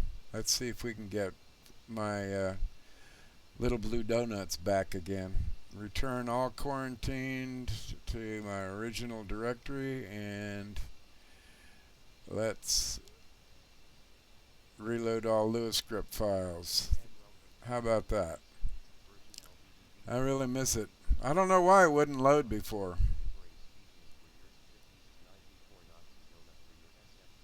Alright, we're at 5,000.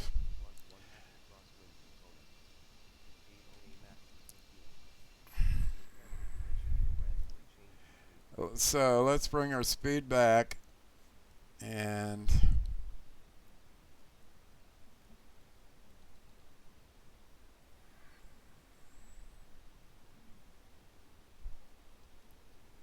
use this view. Let's use this view.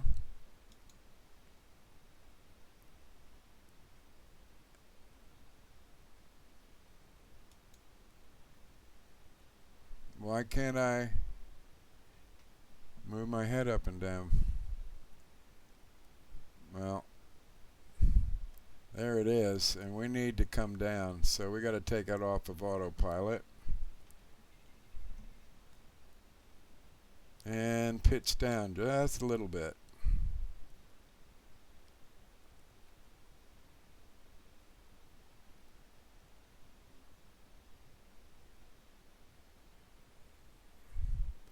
And right over here is the N1. That's the front turbine. Not turbine, but the front blade. And there's the engine temperature. We're going to bring it all the way back and just kind of glide down. And there's Edinburgh. We can bring our gear down now.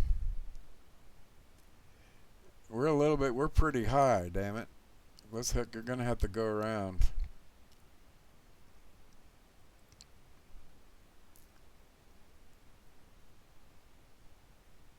And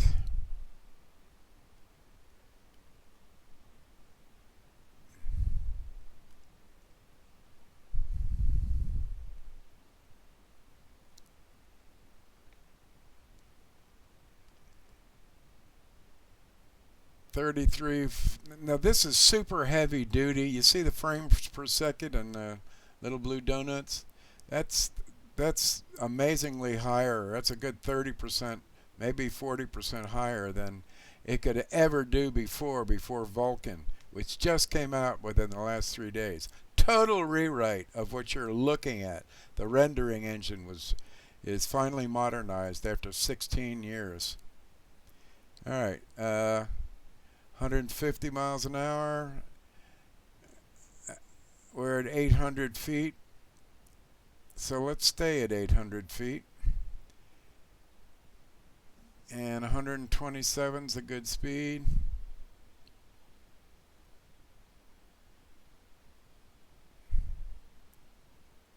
And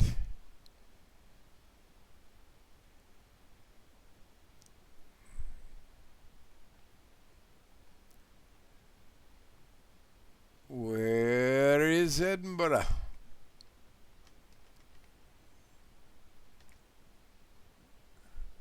Is that it? No, it's off to the right.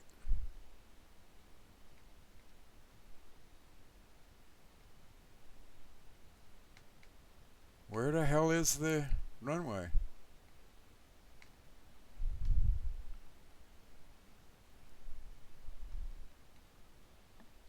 Oh, there it is, I think. Alright, gear is down, flaps are down. No, they're not down. Now they are. And here we go. DMMS needs to be fixed so that it doesn't come on approach. DMMS is only for maneuvering. That's why it's called DMMS. It's a minimum maneuvering speed. Remember the 30%? Dan Ryder came up with it. Alright, gear is down. Full flaps. There's a displaced runway ahead of us, so we have to make sure we get over those arrows. We're going a little bit slow. We want to be on the donut. There's half slow donut and up just a little bit. Come on, let her settle. Oh shit. Landing speed didn't work, but the other one did. It said an excellent landing. Okay, thank you.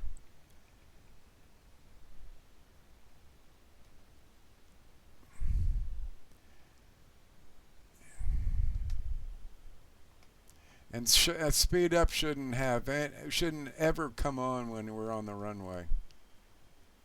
All right, gear up. And you see the gear going up on little blue donuts and up there. So, this is Edinburgh. Let's find some interesting places.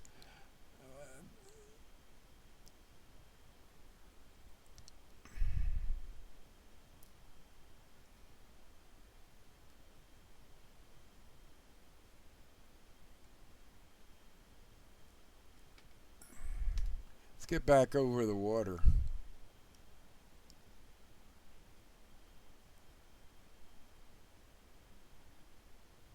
I'm really pleased with the performance. I'm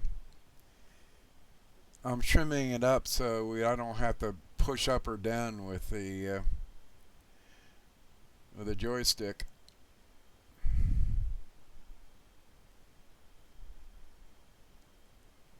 And we're at 1,700 feet. There should be some interesting buildings down there because if I'm not mistaken, let me put it on pause for a sec. And I believe that I've got it set for maximum objects. I do. And that's really outstanding that we got that many frames per second. And that's what Vulcan is all about. All right. Sorry to take you out of the immersivity. Imagine sitting in front of this. Here we go. What is that thingy down there? Edinburgh is supposed to have some really wonderful old buildings. And there should be some landmarks around here. And since we are looking at OrbX True Earth, Great Britain, I know that they created AutoGen that's appropriate to the country, Scotland, but meaning buildings that automatically get filled in. But there are also specific buildings that are historical that we should be finding, like castles. Let's bring our flaps up. Well, it wants us to bring our gear down. Let's bring our flaps up instead.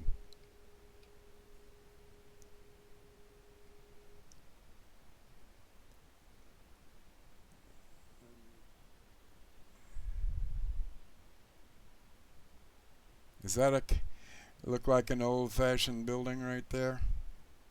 No, that's a modern building.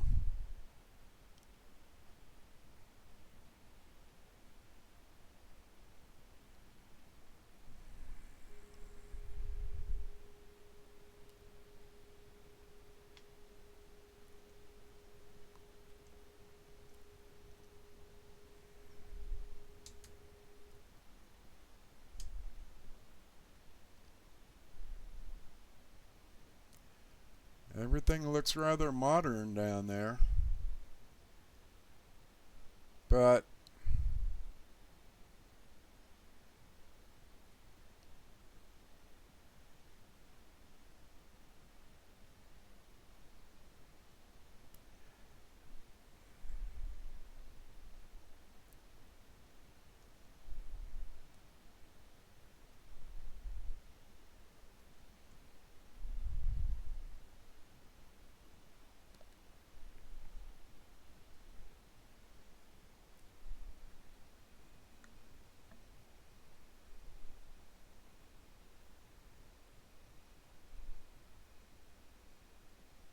well, there's an old cottage right there.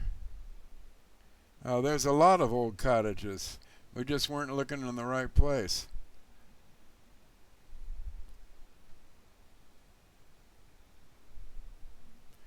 I got my flaps down 50%. Let's put them down all the way so we can go nice and low and slow.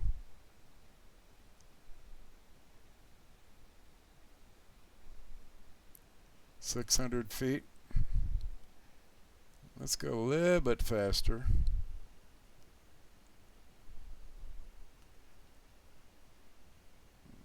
Give it more light. I can change the day and night. I wonder if that's how it looks at night.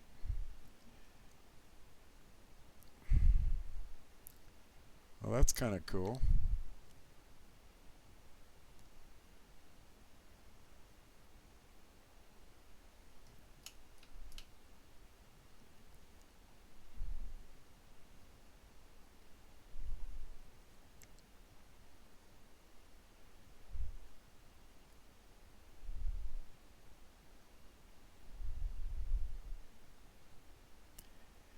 Again, I'm setting my trim, which is a wheel, and it adjusts little bitty pieces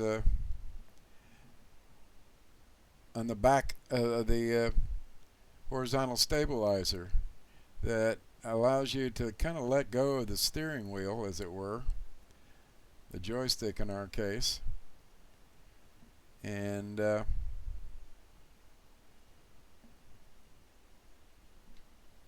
that's pretty cool.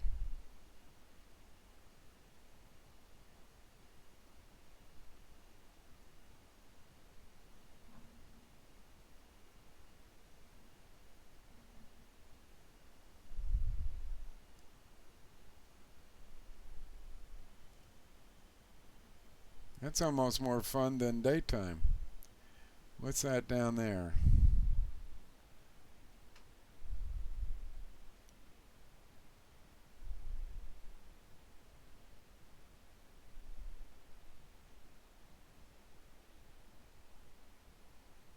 Oh, is that a aircraft carrier? No. Let's shed some light on the subject here.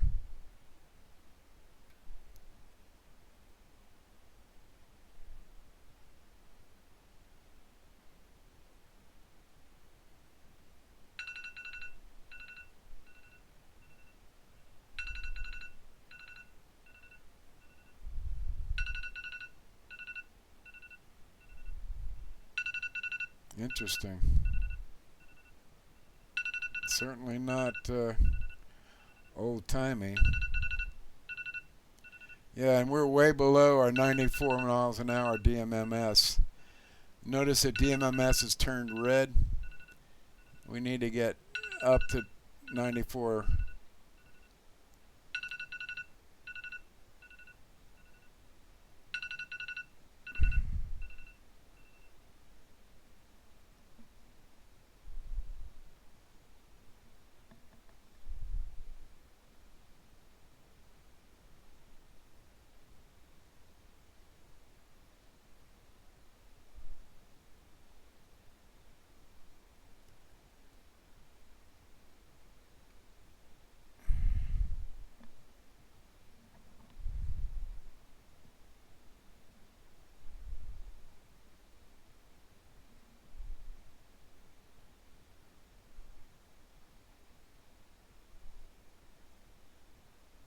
Okay, I'm going to go to autopilot for a second and stick it on heading mode while we decide what we're going to go to next. And then we'll give some outside views of the looking down of the topography and land of this rather swell OrbX True Earth Great Britain project. Now we're down to 78 miles an hour. The DMMS is 94. That was very dangerous for us to be below Dan's determined minimum maneuvering speed. So we're going to come up and bring our flaps up, gear up. I'm going to trim for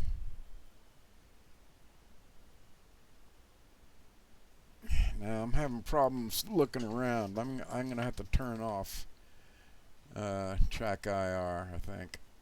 It just, it was working wonderfully on the Cessna, but misbehaving here.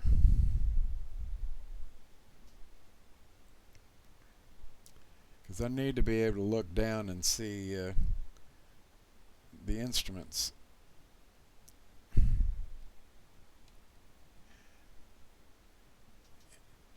And it's just kind of cantankerous right now. Flight director, yaw damper, altitude is set at 194. I'm going to, let's see if I can't shut it off by putting on.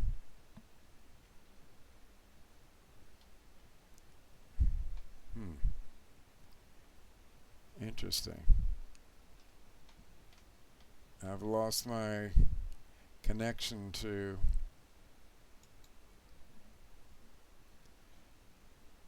now we're going to have to turn off track IR here. Can we make it work in? No, it does not doing a damn thing. Isn't that crazy? Alright, at least I can we can maintain our altitude. Well, we're actually not maintaining altitude, but we've got set it for all. Let's go to alt. As a matter of fact, let's set it for to climb just a little bit.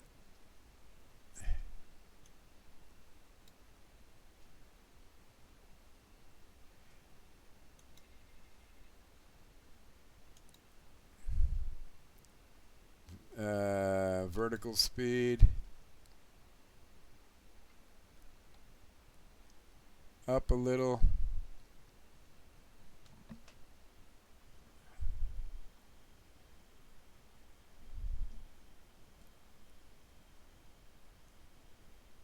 Alright, we're up to DMMS speed. Autopilot is now on yaw damper, vertical speed, and that's 3000. We can go ahead and go to alt, lock in the altitude, and center the heading bug and go to heading mode. Now let's see what else we can find.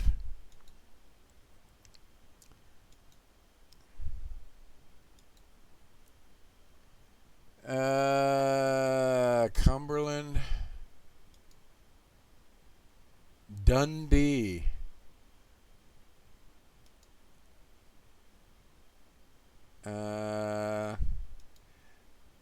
Well, I don't know any of these, but let's find something that's like 30, 40 miles out, which would be Glasgow. Let's go to Dundee. Let's see. I've never been to Dundee. And we're going to go to nav, switch it over from heading mode to nav mode. And we're going to follow the magenta line. It's going to bring us all the way around and to the opposite side. But as we do that, we can go outside.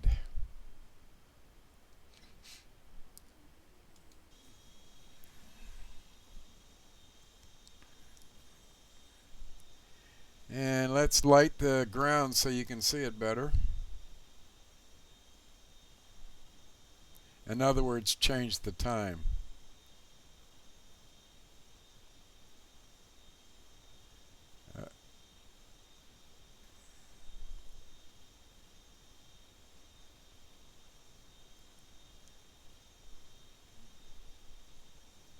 That's about as bright as it wants to get right now. Pretty little jet, isn't it? And they're sold. The sales headquarters is right there in Knoxville. I want to get over there real badly, and I want to show them LilBlueDonuts too, because there are a lot of GPSs out there, but I think I've combined the best features of all of them. And yeah, I know I'm polishing the apple, but I've been working on it for 2 years.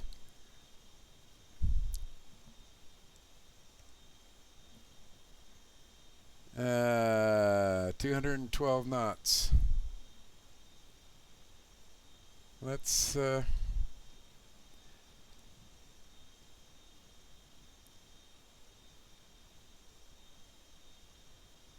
that's interesting. It's an interesting look.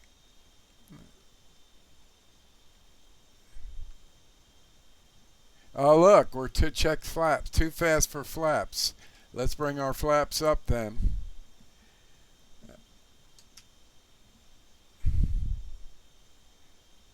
Whoa! Speed all of a sudden came up. Over speed, approaching velocity never exceed.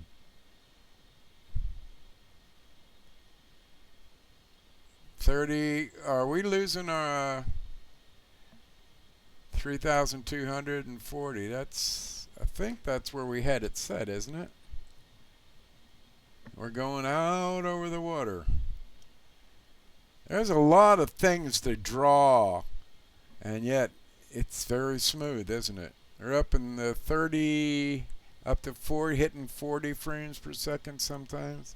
We start going out over the water, it'll go up higher because there's not much to draw. But I'm real pleased with the way Vulcan is performing. If we could just get it performing in VR. So let's look around behind us.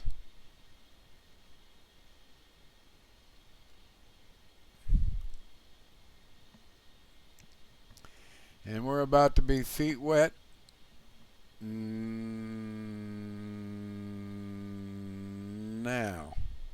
We've been feet wet for a while.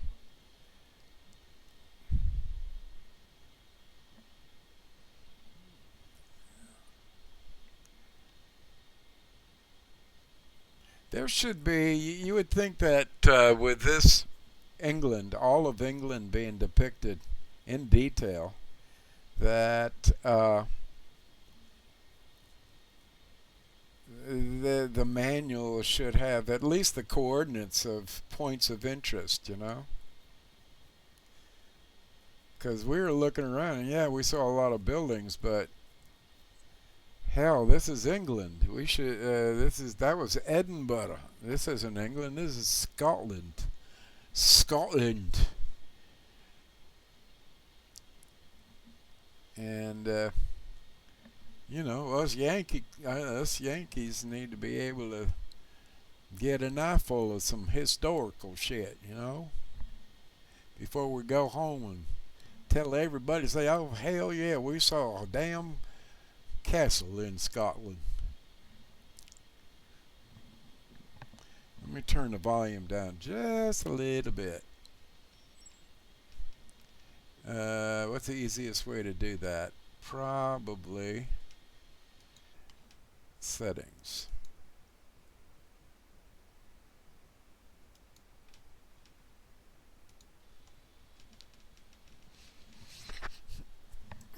Because I don't have a, even though I have a HOTAS, that's a hands-on throttle and stick. It's an F50 throttle quadrant and an F16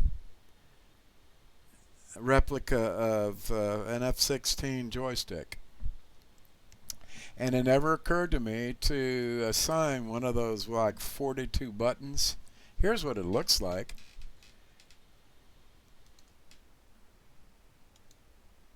There's my throttle, and yes, it's a HOTAS Warthog. It was actually made for the Warthog, the plane that's built around a gun with 30 millimeter rounds. You know how big 30 millimeters is? Depleted uranium rounds, and it fires so rapidly. Well, all you hear is a and it's almost out. So yeah, there's a split throttle, and every one of these buttons are functional, and they're all lit up with a backlight. And so you can assign functions to any one of these buttons. In other words, bind them to functions. And that's what I've done for the most part. But for instance, the thumb switch, the hat switch doesn't have anything going for it. So that's the throttle quadrant, and there's the F-16 replica of the F-16s, and it's all metal. It's and it's been a mainstay since 2011, 9 years. But I built this into my chair so that it's more ergonomic, if you will. So there's that, and then the combat rudder pedals. Now you can't see them. Oh, they're rudder pedals. So anyway.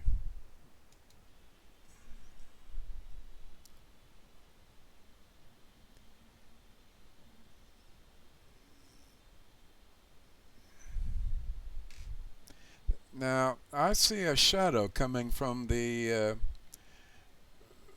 stabilator back there, and that means the sun is low. So let's see if I can fix it so the sun is higher.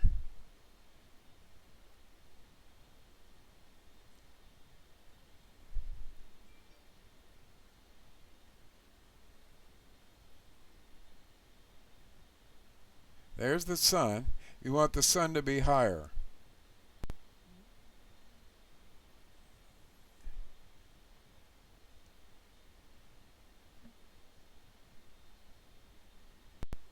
Isn't that pretty?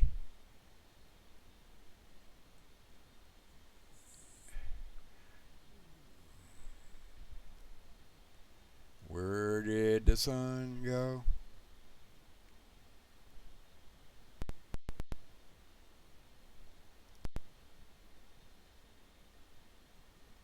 Look at that detail.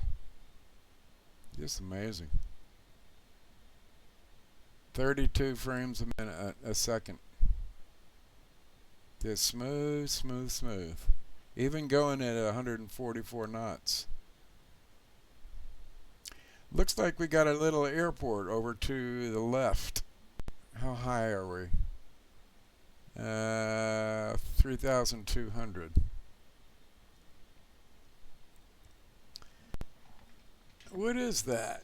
EGP what?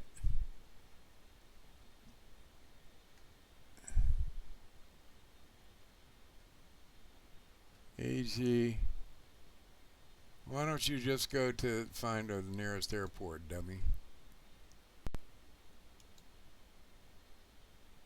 Nearest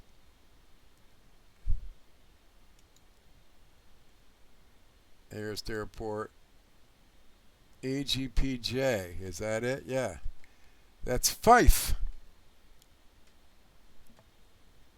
And it's off our left wing.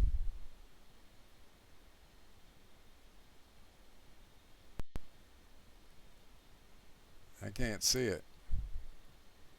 Can y'all? That's not where we're going anyway, so we'll cancel. Get back there.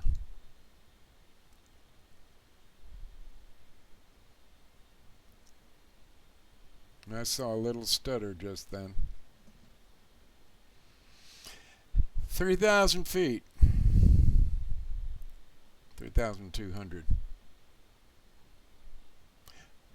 You know, I don't know what time it is. Excuse me. It is. No, I can't bring that up. Will this work? Yeah. Oh, it's only 2:17. Okay. That's an interesting building down there.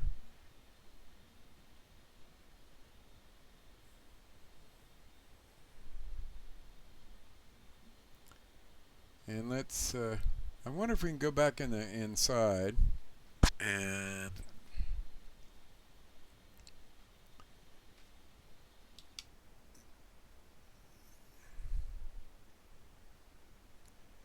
some of the aircraft have a a set of a headset where you can click on it and it'll mute the sound. Well, we went inside and it does mute the sound.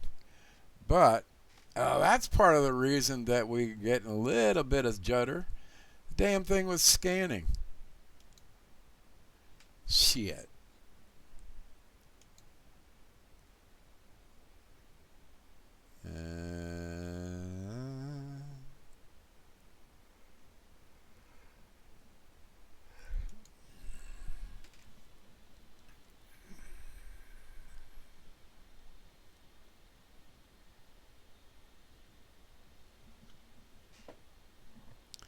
I don't know.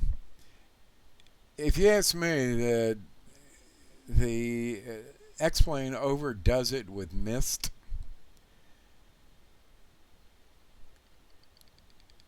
But all the other air simulators, I mean, everything is totally crisp and clear, and that's just not the way it looks from above.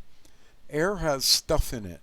It has particles in it. It has and water droplets, micro water droplets, and there is fog. Let's see if we can, just for grins, change it to no, we can do that through flight configuration.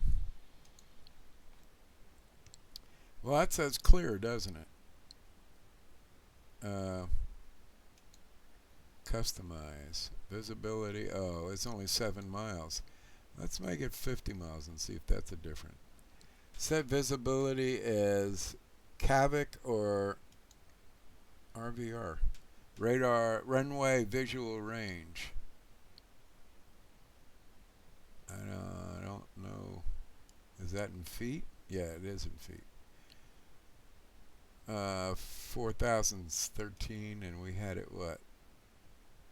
6,000? Well, let's just for grins see what it looks like outside.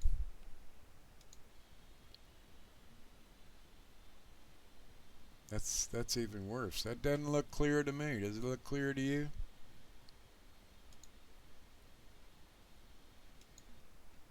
So let's go to weather, customize, and set a preset.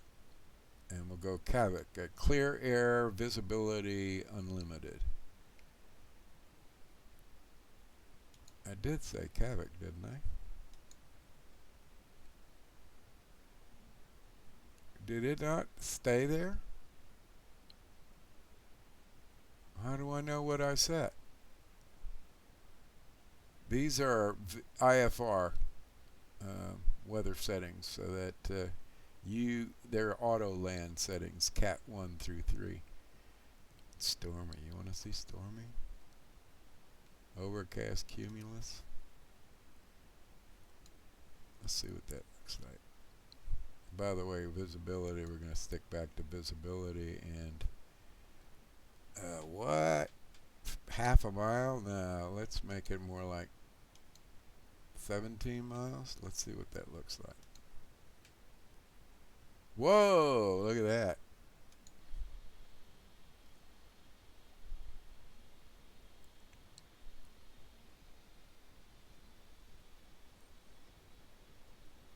Whoa.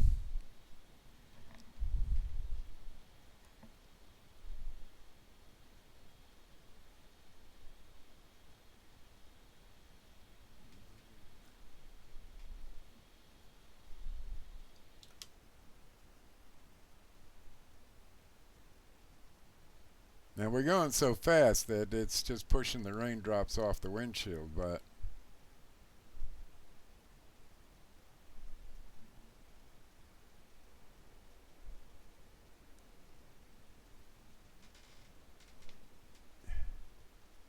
okay, that's cool. Well, let's go back to CAVIC because I wanted to see. I could probably do it all the way like that for clear, clear, clear. Maybe some clouds. Time of day, 12:10. Well, what is this? What is the date? Is this now?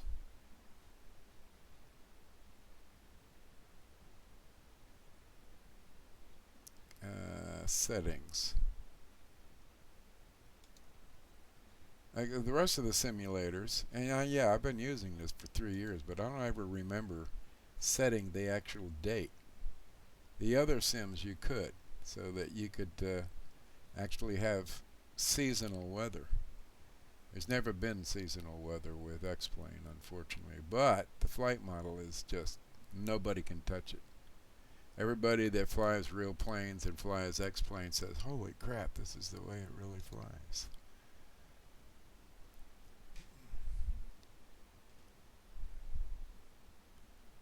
And there, 4 miles out, is where we're going. And what's our altitude? 3,200. And we're going to take it off of autopilot. And point down and start coming down. And let's see what our runways are going to look like. We're going to zoom in. Oh, okay, it's left and right, right? 27 and 09. So we probably want to come over here like that and go direct there. So we'll do that.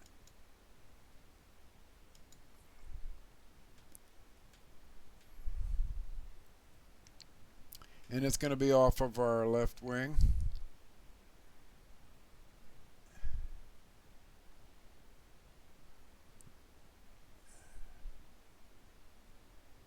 And we're not going to be able to see it very well. Of course, if we go outside, and if all my buttons worked, oh, they do.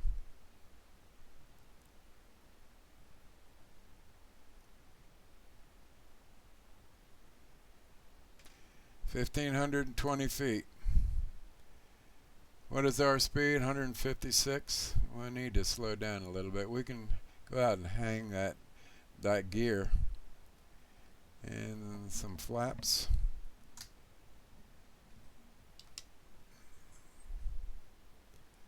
Okay. Now we need to come out a bit and see where we're going to be landing. Right there. Okay.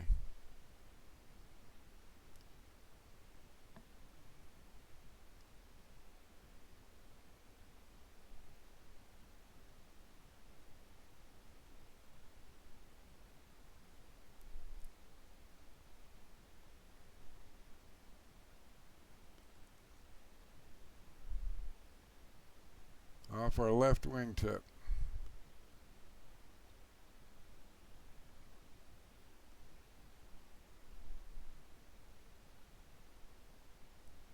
I don't see it yet.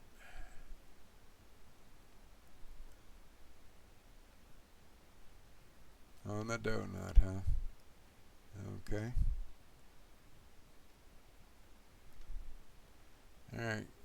Let's gear down.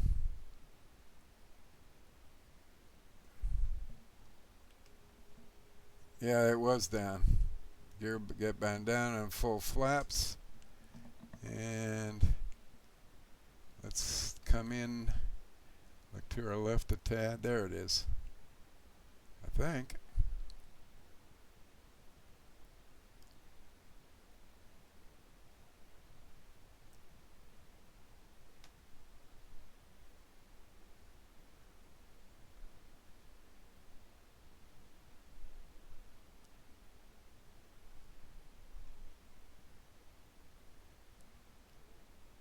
I'm going to set my trim up so I can zoom in.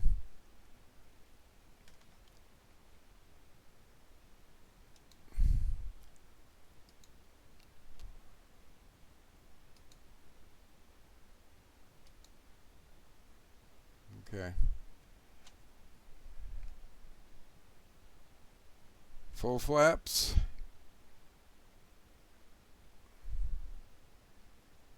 I really don't see the runway, and we're only 2.5 miles away.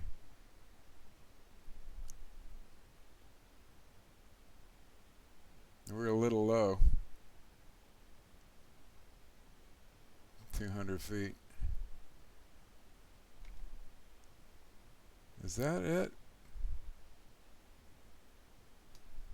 Yeah, it is.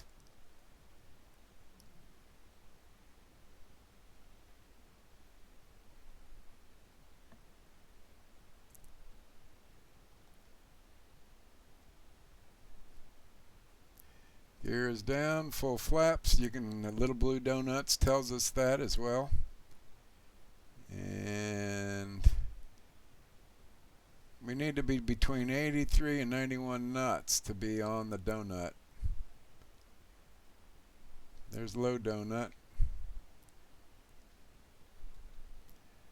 And we need to be coming down about 500 feet a minute on the donut.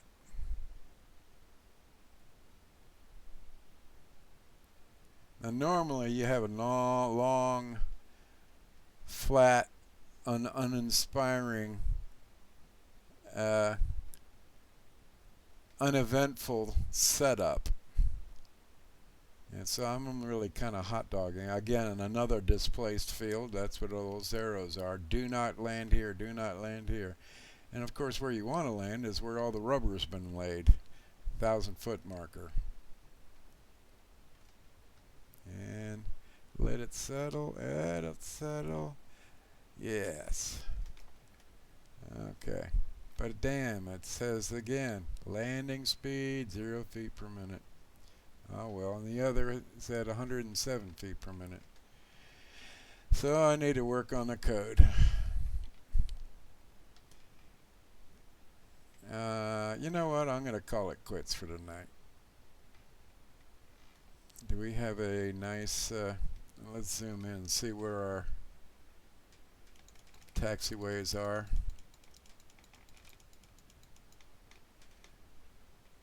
There's no taxiways per se. We got to backtrack.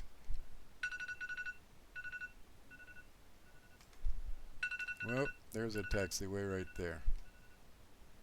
Whoa, Chaz. Going way too freaking fast.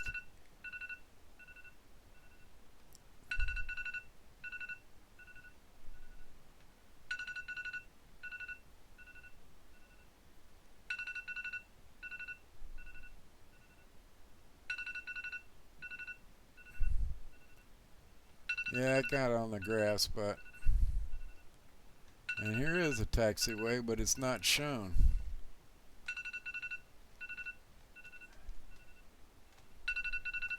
What are you doing, Chaz?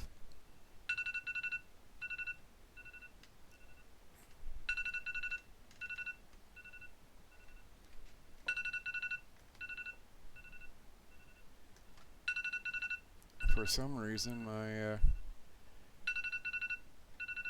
rudder pedals are not working. So what else is not working besides my head? Whoa, stop.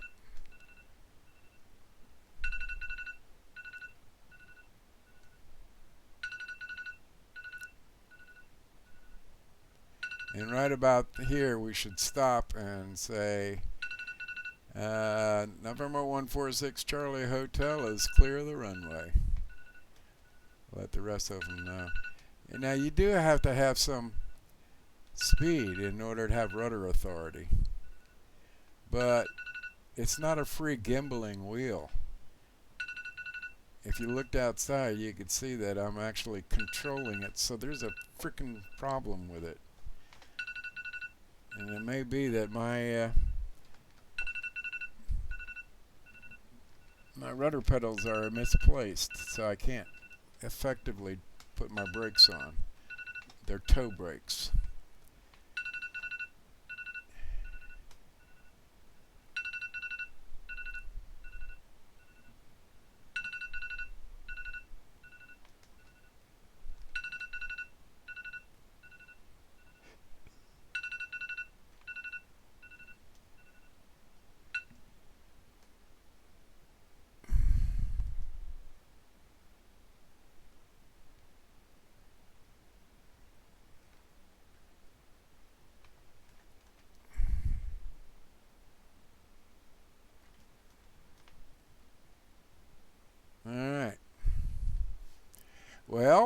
thanks for joining me, and I'm pretty damn pleased with the performance of Vulcan. Now, if we could just get it to work in VR, wonder what would happen if I didn't have not Open VR, Steam VR running, and I went to hardware and I put it on VR.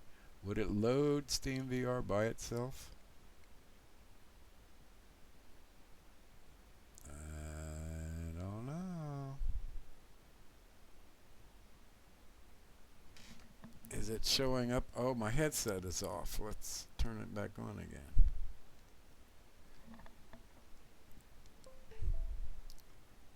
That was the sound of the USB connection. And look, Track IR works just hard, and I'll use my centering button.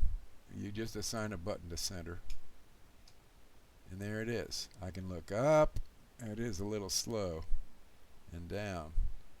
And that's partly my fault. I need to be able to look up and down. I need a little bit more plus. Up and down, right and left. That's about right. 90 degrees that way, 90 degrees that way. Up and down. And that's, I should save that setting. What is that? Chaz default. Okay. So let's get back over where we were. Did we? I don't remember closing X-Plane. See, X-Plane's kind of volatile. It'll just shut down all by itself. I'm going to the task manager, and I'm pretty certain it's not in memory. I see Track IR in memory. I see Zero Brain Studio, where I have coded LilBlueDonuts, malware, OBS Studio, which is what you're watching right now.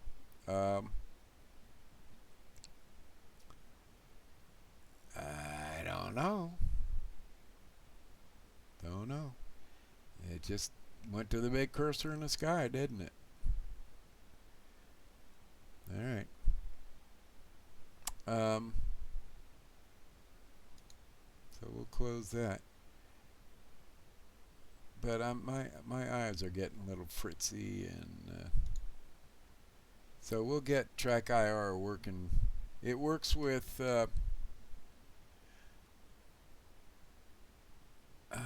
you know what?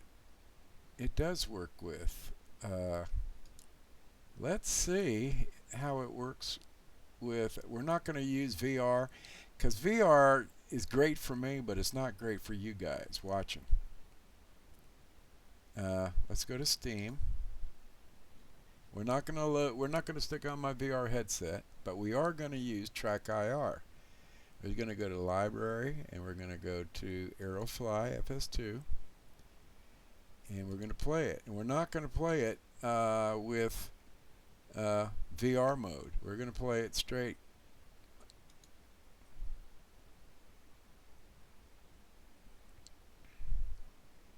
And I think it'll recognize Track IR right off the bat, because Track IR is, you know, it's a household name for aviators, if you will. And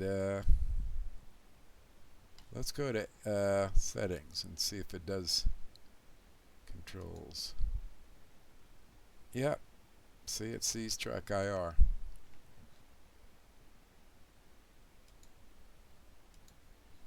And where are we? Oh, we're at Camarillo. And there's Los Angeles, Palmdale Air Force Base. Sure, why not? Why not? Let's, well, that's 100 feet. Now let's get up to about 5,000. And so there. And what are we going to fly?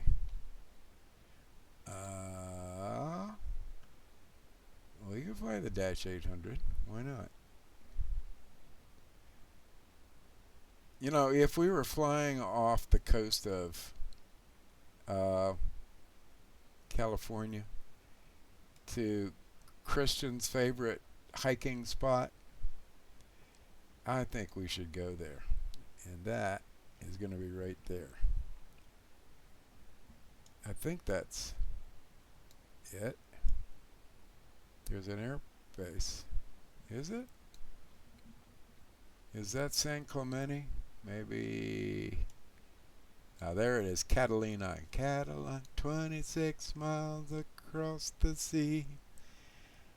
Da da da da. Da da da da. Santa Catalina. That's the place for love, for love, for love, for love.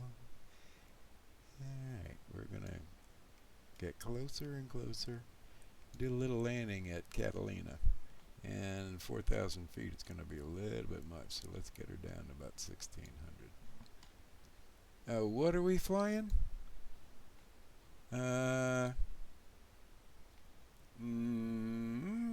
Okay, we'll do this, but we'll also do a different plane too. Okay. Let's see. This is track. Whoa. Oh, that's cool.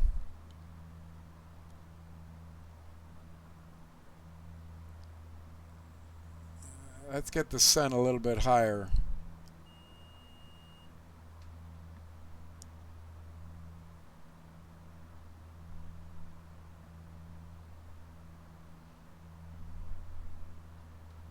Very cool. Very cool. Okay. Let me turn down the sound. Oh, I can't do that. Let me see if I can do it here.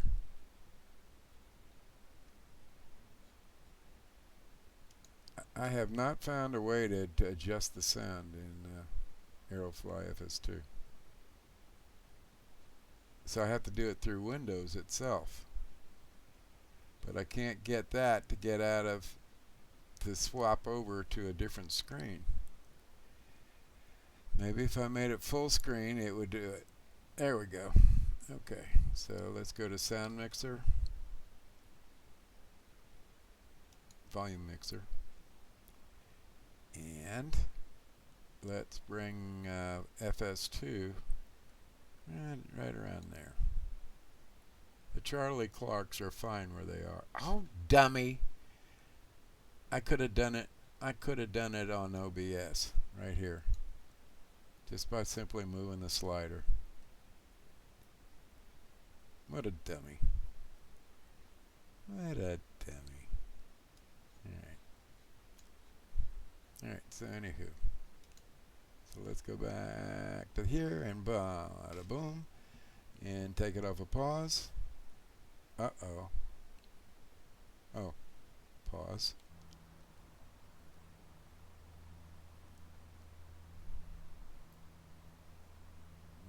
It's a little bit early to put on the gear.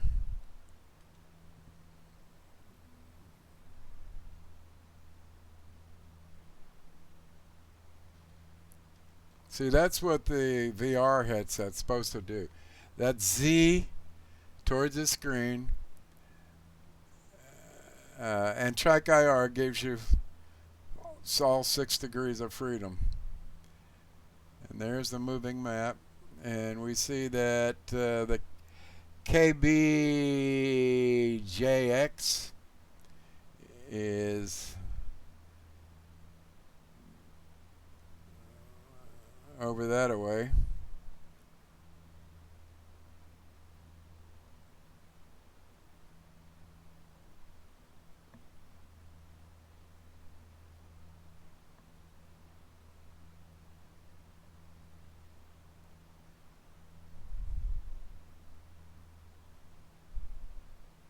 And as you can see, right here is a VOR, which is to be probably KAVX. It's probably AVX.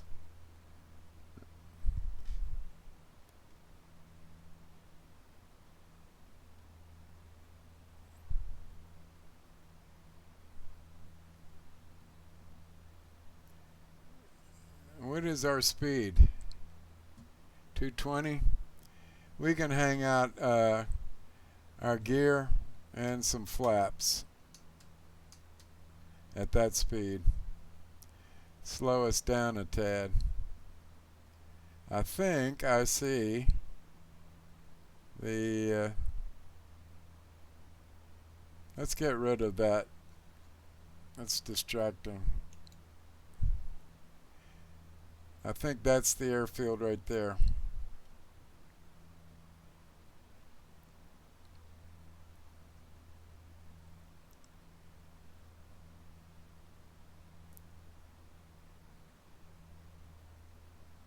I miss Little Blue Donuts, I'll say that. 158. I'm bringing my speed way back. We may have to circle.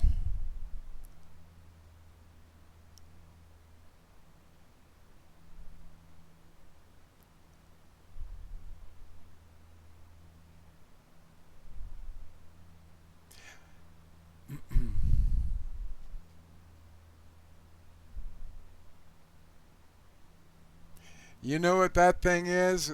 That white ball and that other white ball and that black ball? That's supposed to be, so you, and Airbuses have it too, and some Boeing aircraft. That's supposed to, you're supposed to move your seat so that the black ball covers the white ball, and you can do it from either seat. And that is a perfect attitude for you to be able to fly this airplane. And there she blows. 140. That's kind of fast, but okay. This is Santa Catalina that Christian just adores. I've never been to, but he's hiked all over this thing.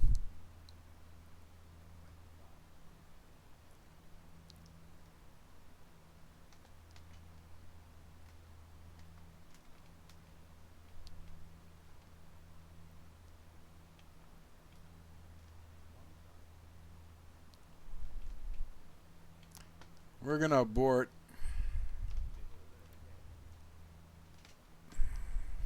Going just too fast. I could have put on air brakes. I think we got some air brakes there. We do.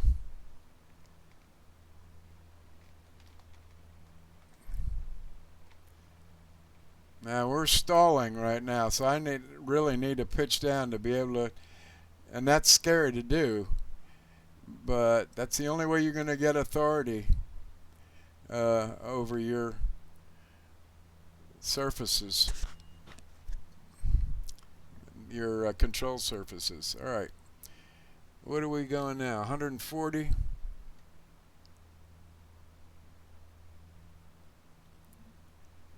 And let's come around.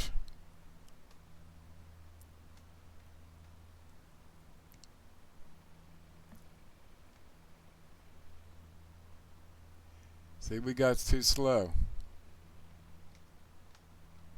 Whenever you bank, you have thrown off with the stall speeds. That you've raised the amount of speed that it takes to stall.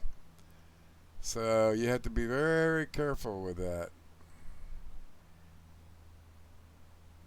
There it is. Alright, I'm coming to 140. I don't even have time to bring my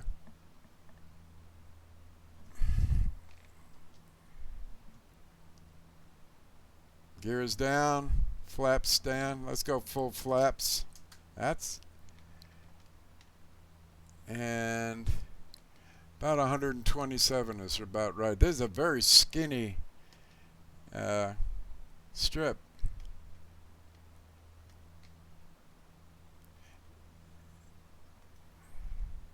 And I do not have my heads up display to help me out.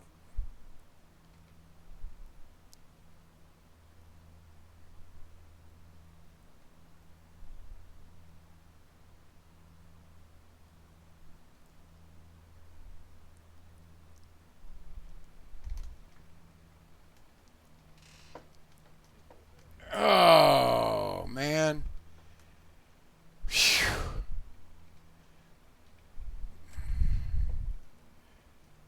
Ah, shit. Alright. Now, let's see what happens when we bring this puppy down. And I know that's cheating. I should have been able to do it without the heads-up display.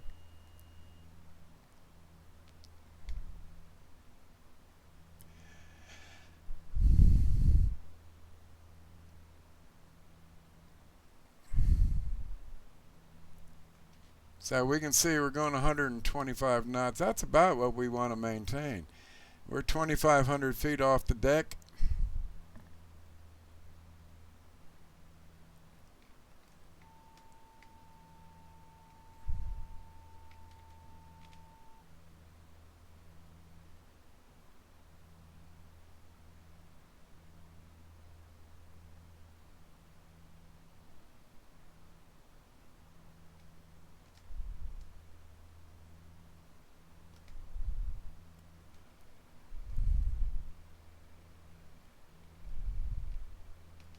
There it is.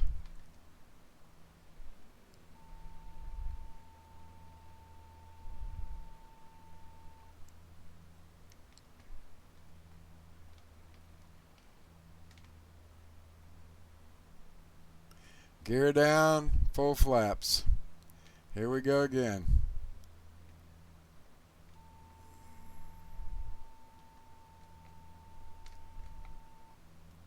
And we're too high.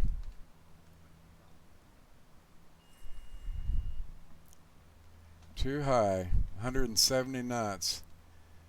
No, we're not going to make it. Go around.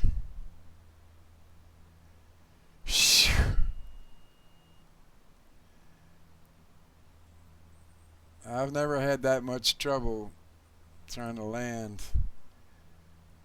But, well, what does that say about the sim?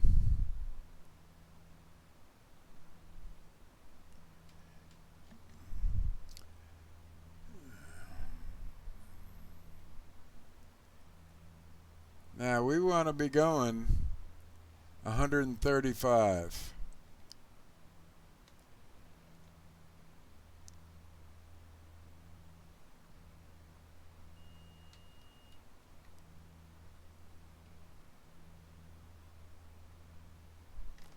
What would happen if we push these forward? That's the prop.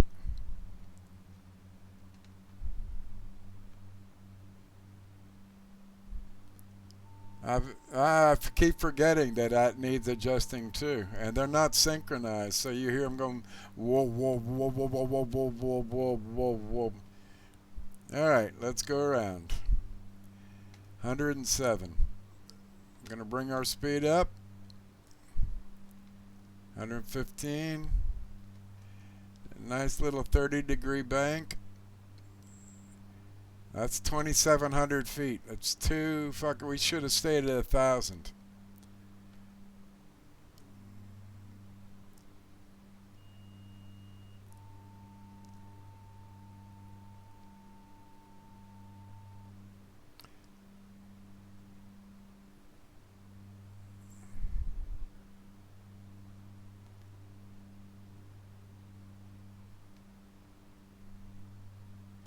All those are hiking trails down there.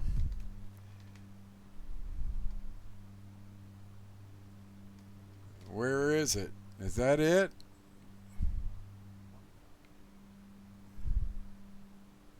I lost it.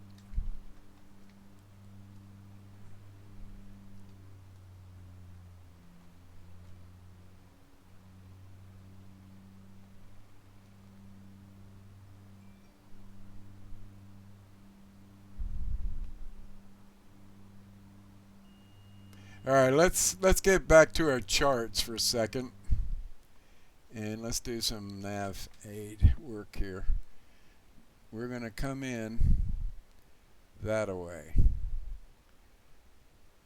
and so we need to come out and around.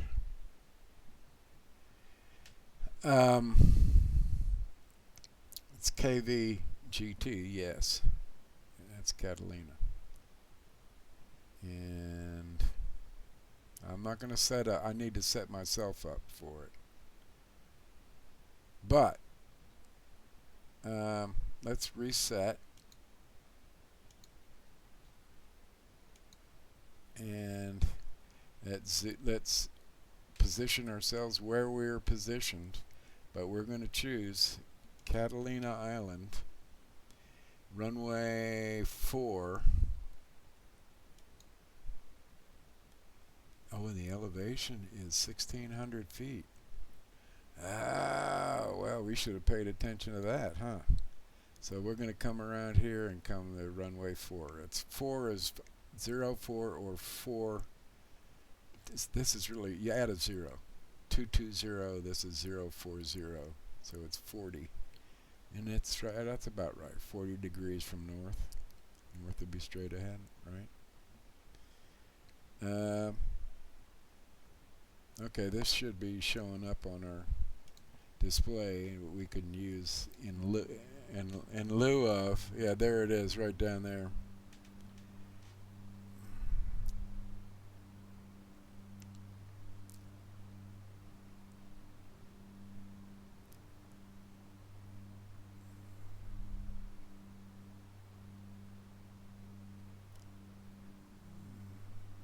So remember, it's 1,600 feet. So we're 1,000 feet.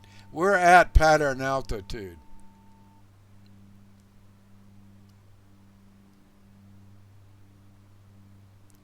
And I need to zoom in.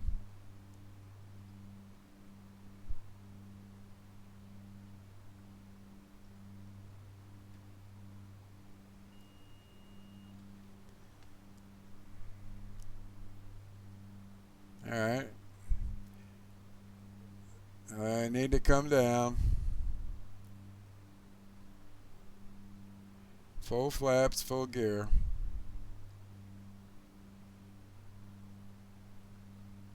We're looking at that MFD right there.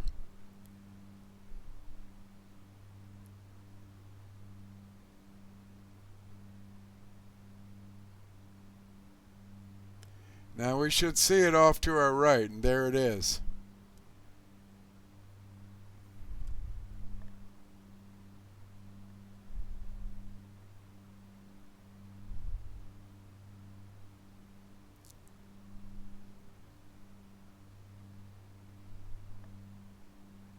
Now normally you want to if you're doing pattern work, you want to be at a 45-degree angle behind you. And that's about right there. What's our V speed? Our VREF is 135. That's our landing speed based upon our weight. And so we're going to come around to our right. And this will be a right base.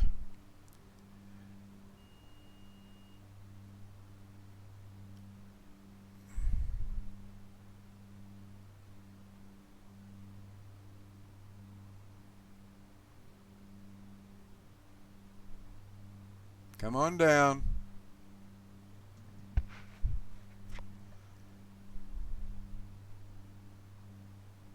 There it is.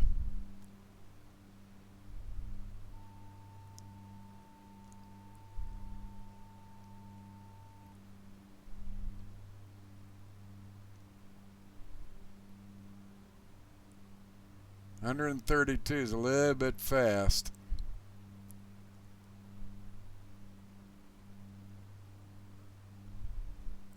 Remember, it's 1,600 feet.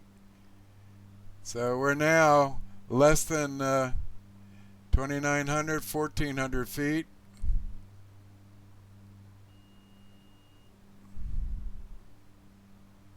26, 25.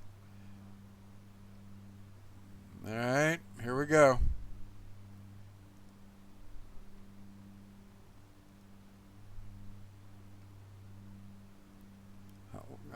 We need to maintain that 125.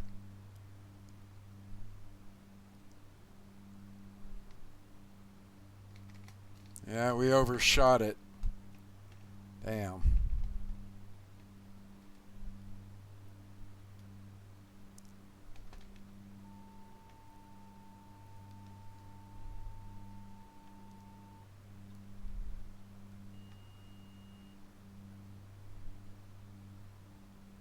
Okay. You can do this, Chaz.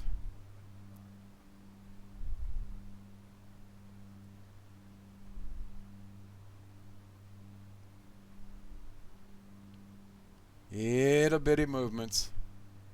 Itty bitty movements. 1,000 feet. 600 above. 600 above.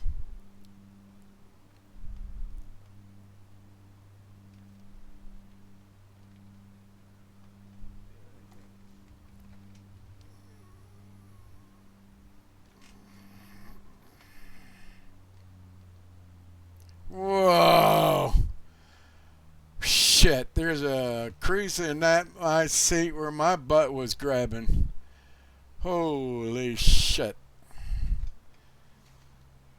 I mean, there's a big difference between this big motherfucker and how about this guy right here. This is I paid for this little turbo, this little Piper turbo. Let's do a go around in it. And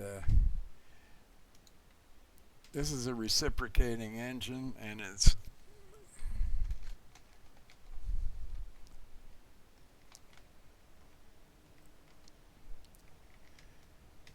methinks that we're going uphill here.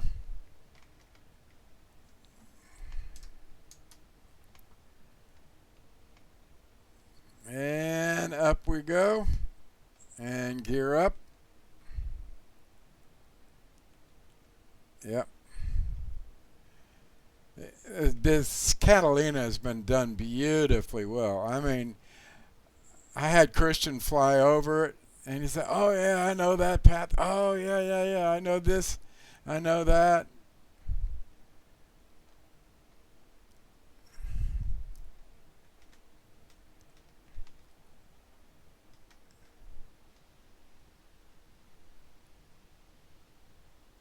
Pretty little thing, isn't it?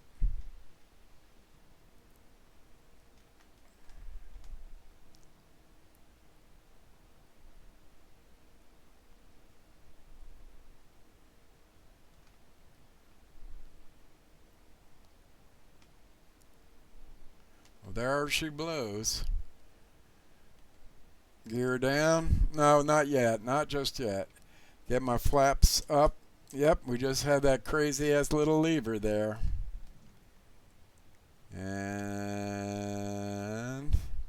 let's get our gear down now.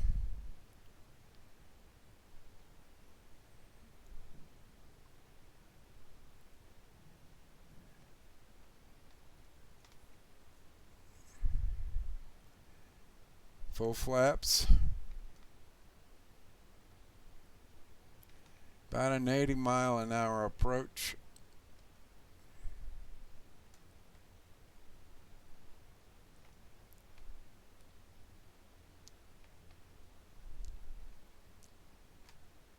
That's a little bit of a displaced runway there. There's 04. And just let her ease down. Let her ease down. Let her ease down.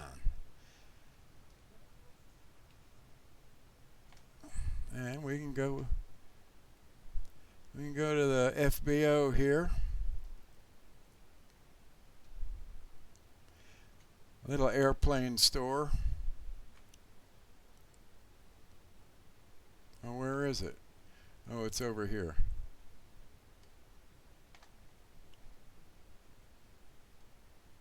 This is Aerofly FS2 is the and the radios work, so we could do VOR to VOR work and set bad weather and all.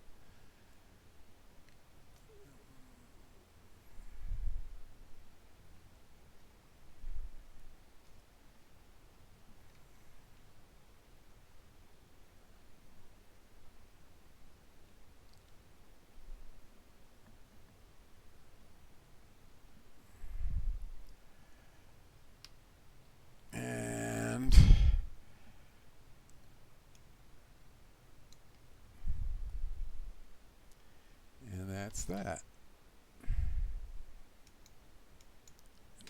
Does this door open here? It may not. I think that may be the only door that we have that opens, actually opens. Oh, maybe not. Maybe. Nah, that door. I think you got actually two doors. There it is. And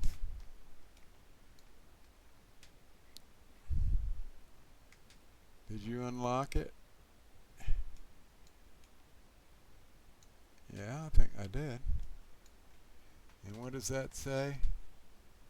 Engage latch before flight.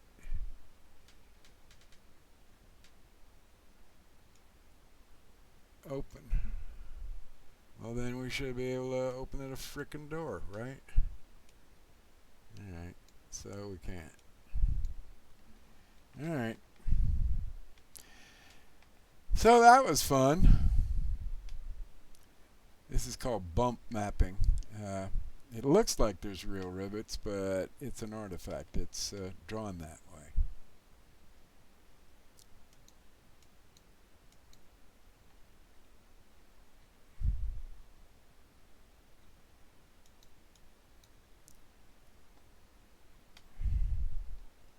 How do I get it back up again?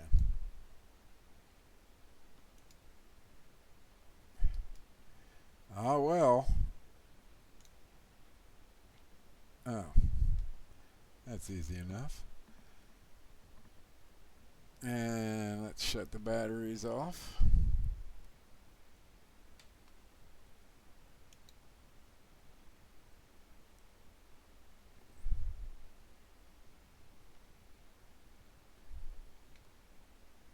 And where are the batteries? Oh, here's power. I think that's power.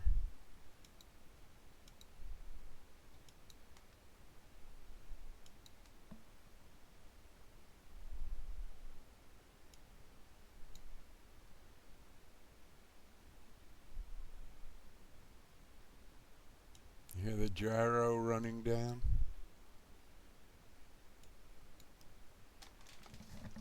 I think that's everything. That's really well done, because that gyro is a high spinning device to keep your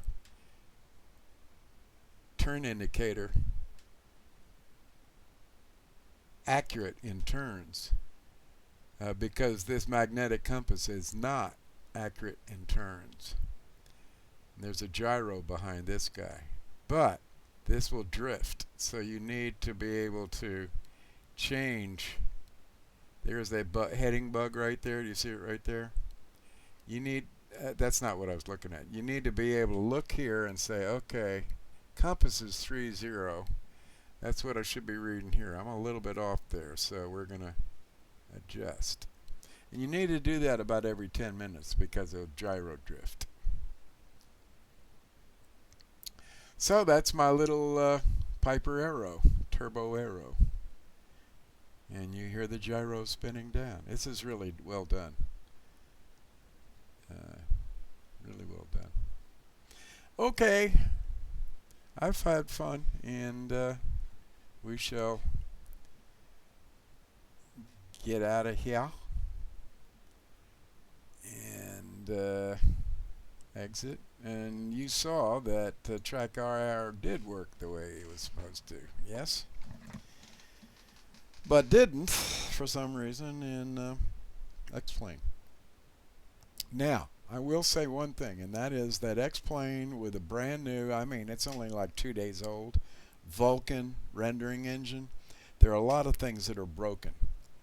And this is going to be beta 1. It's a public beta, meaning that it's releasing it to the public to take a look at and say, wow, this is great, or wow, this sucks, or this is great, but, and they'll tweak things up based upon bug reports and suggestions and such, and come up with beta 2.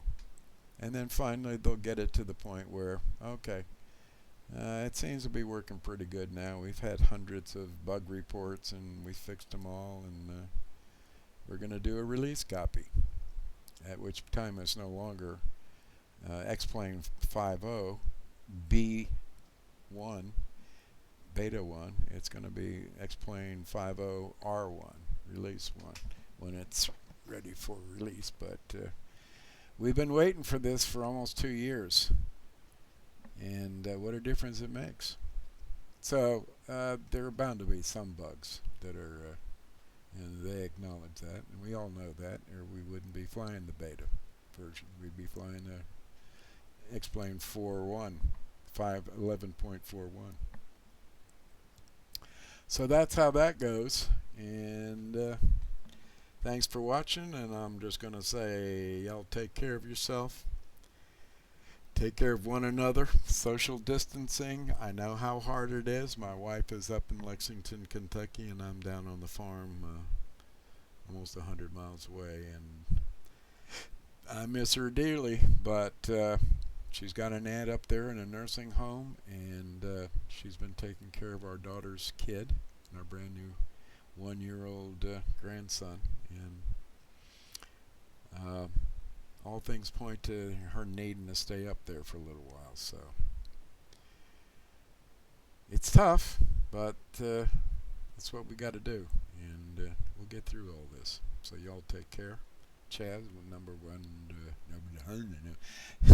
this is Chaz, November 146 Charlie Hotel, signing off, wishing you well. Thanks for watching.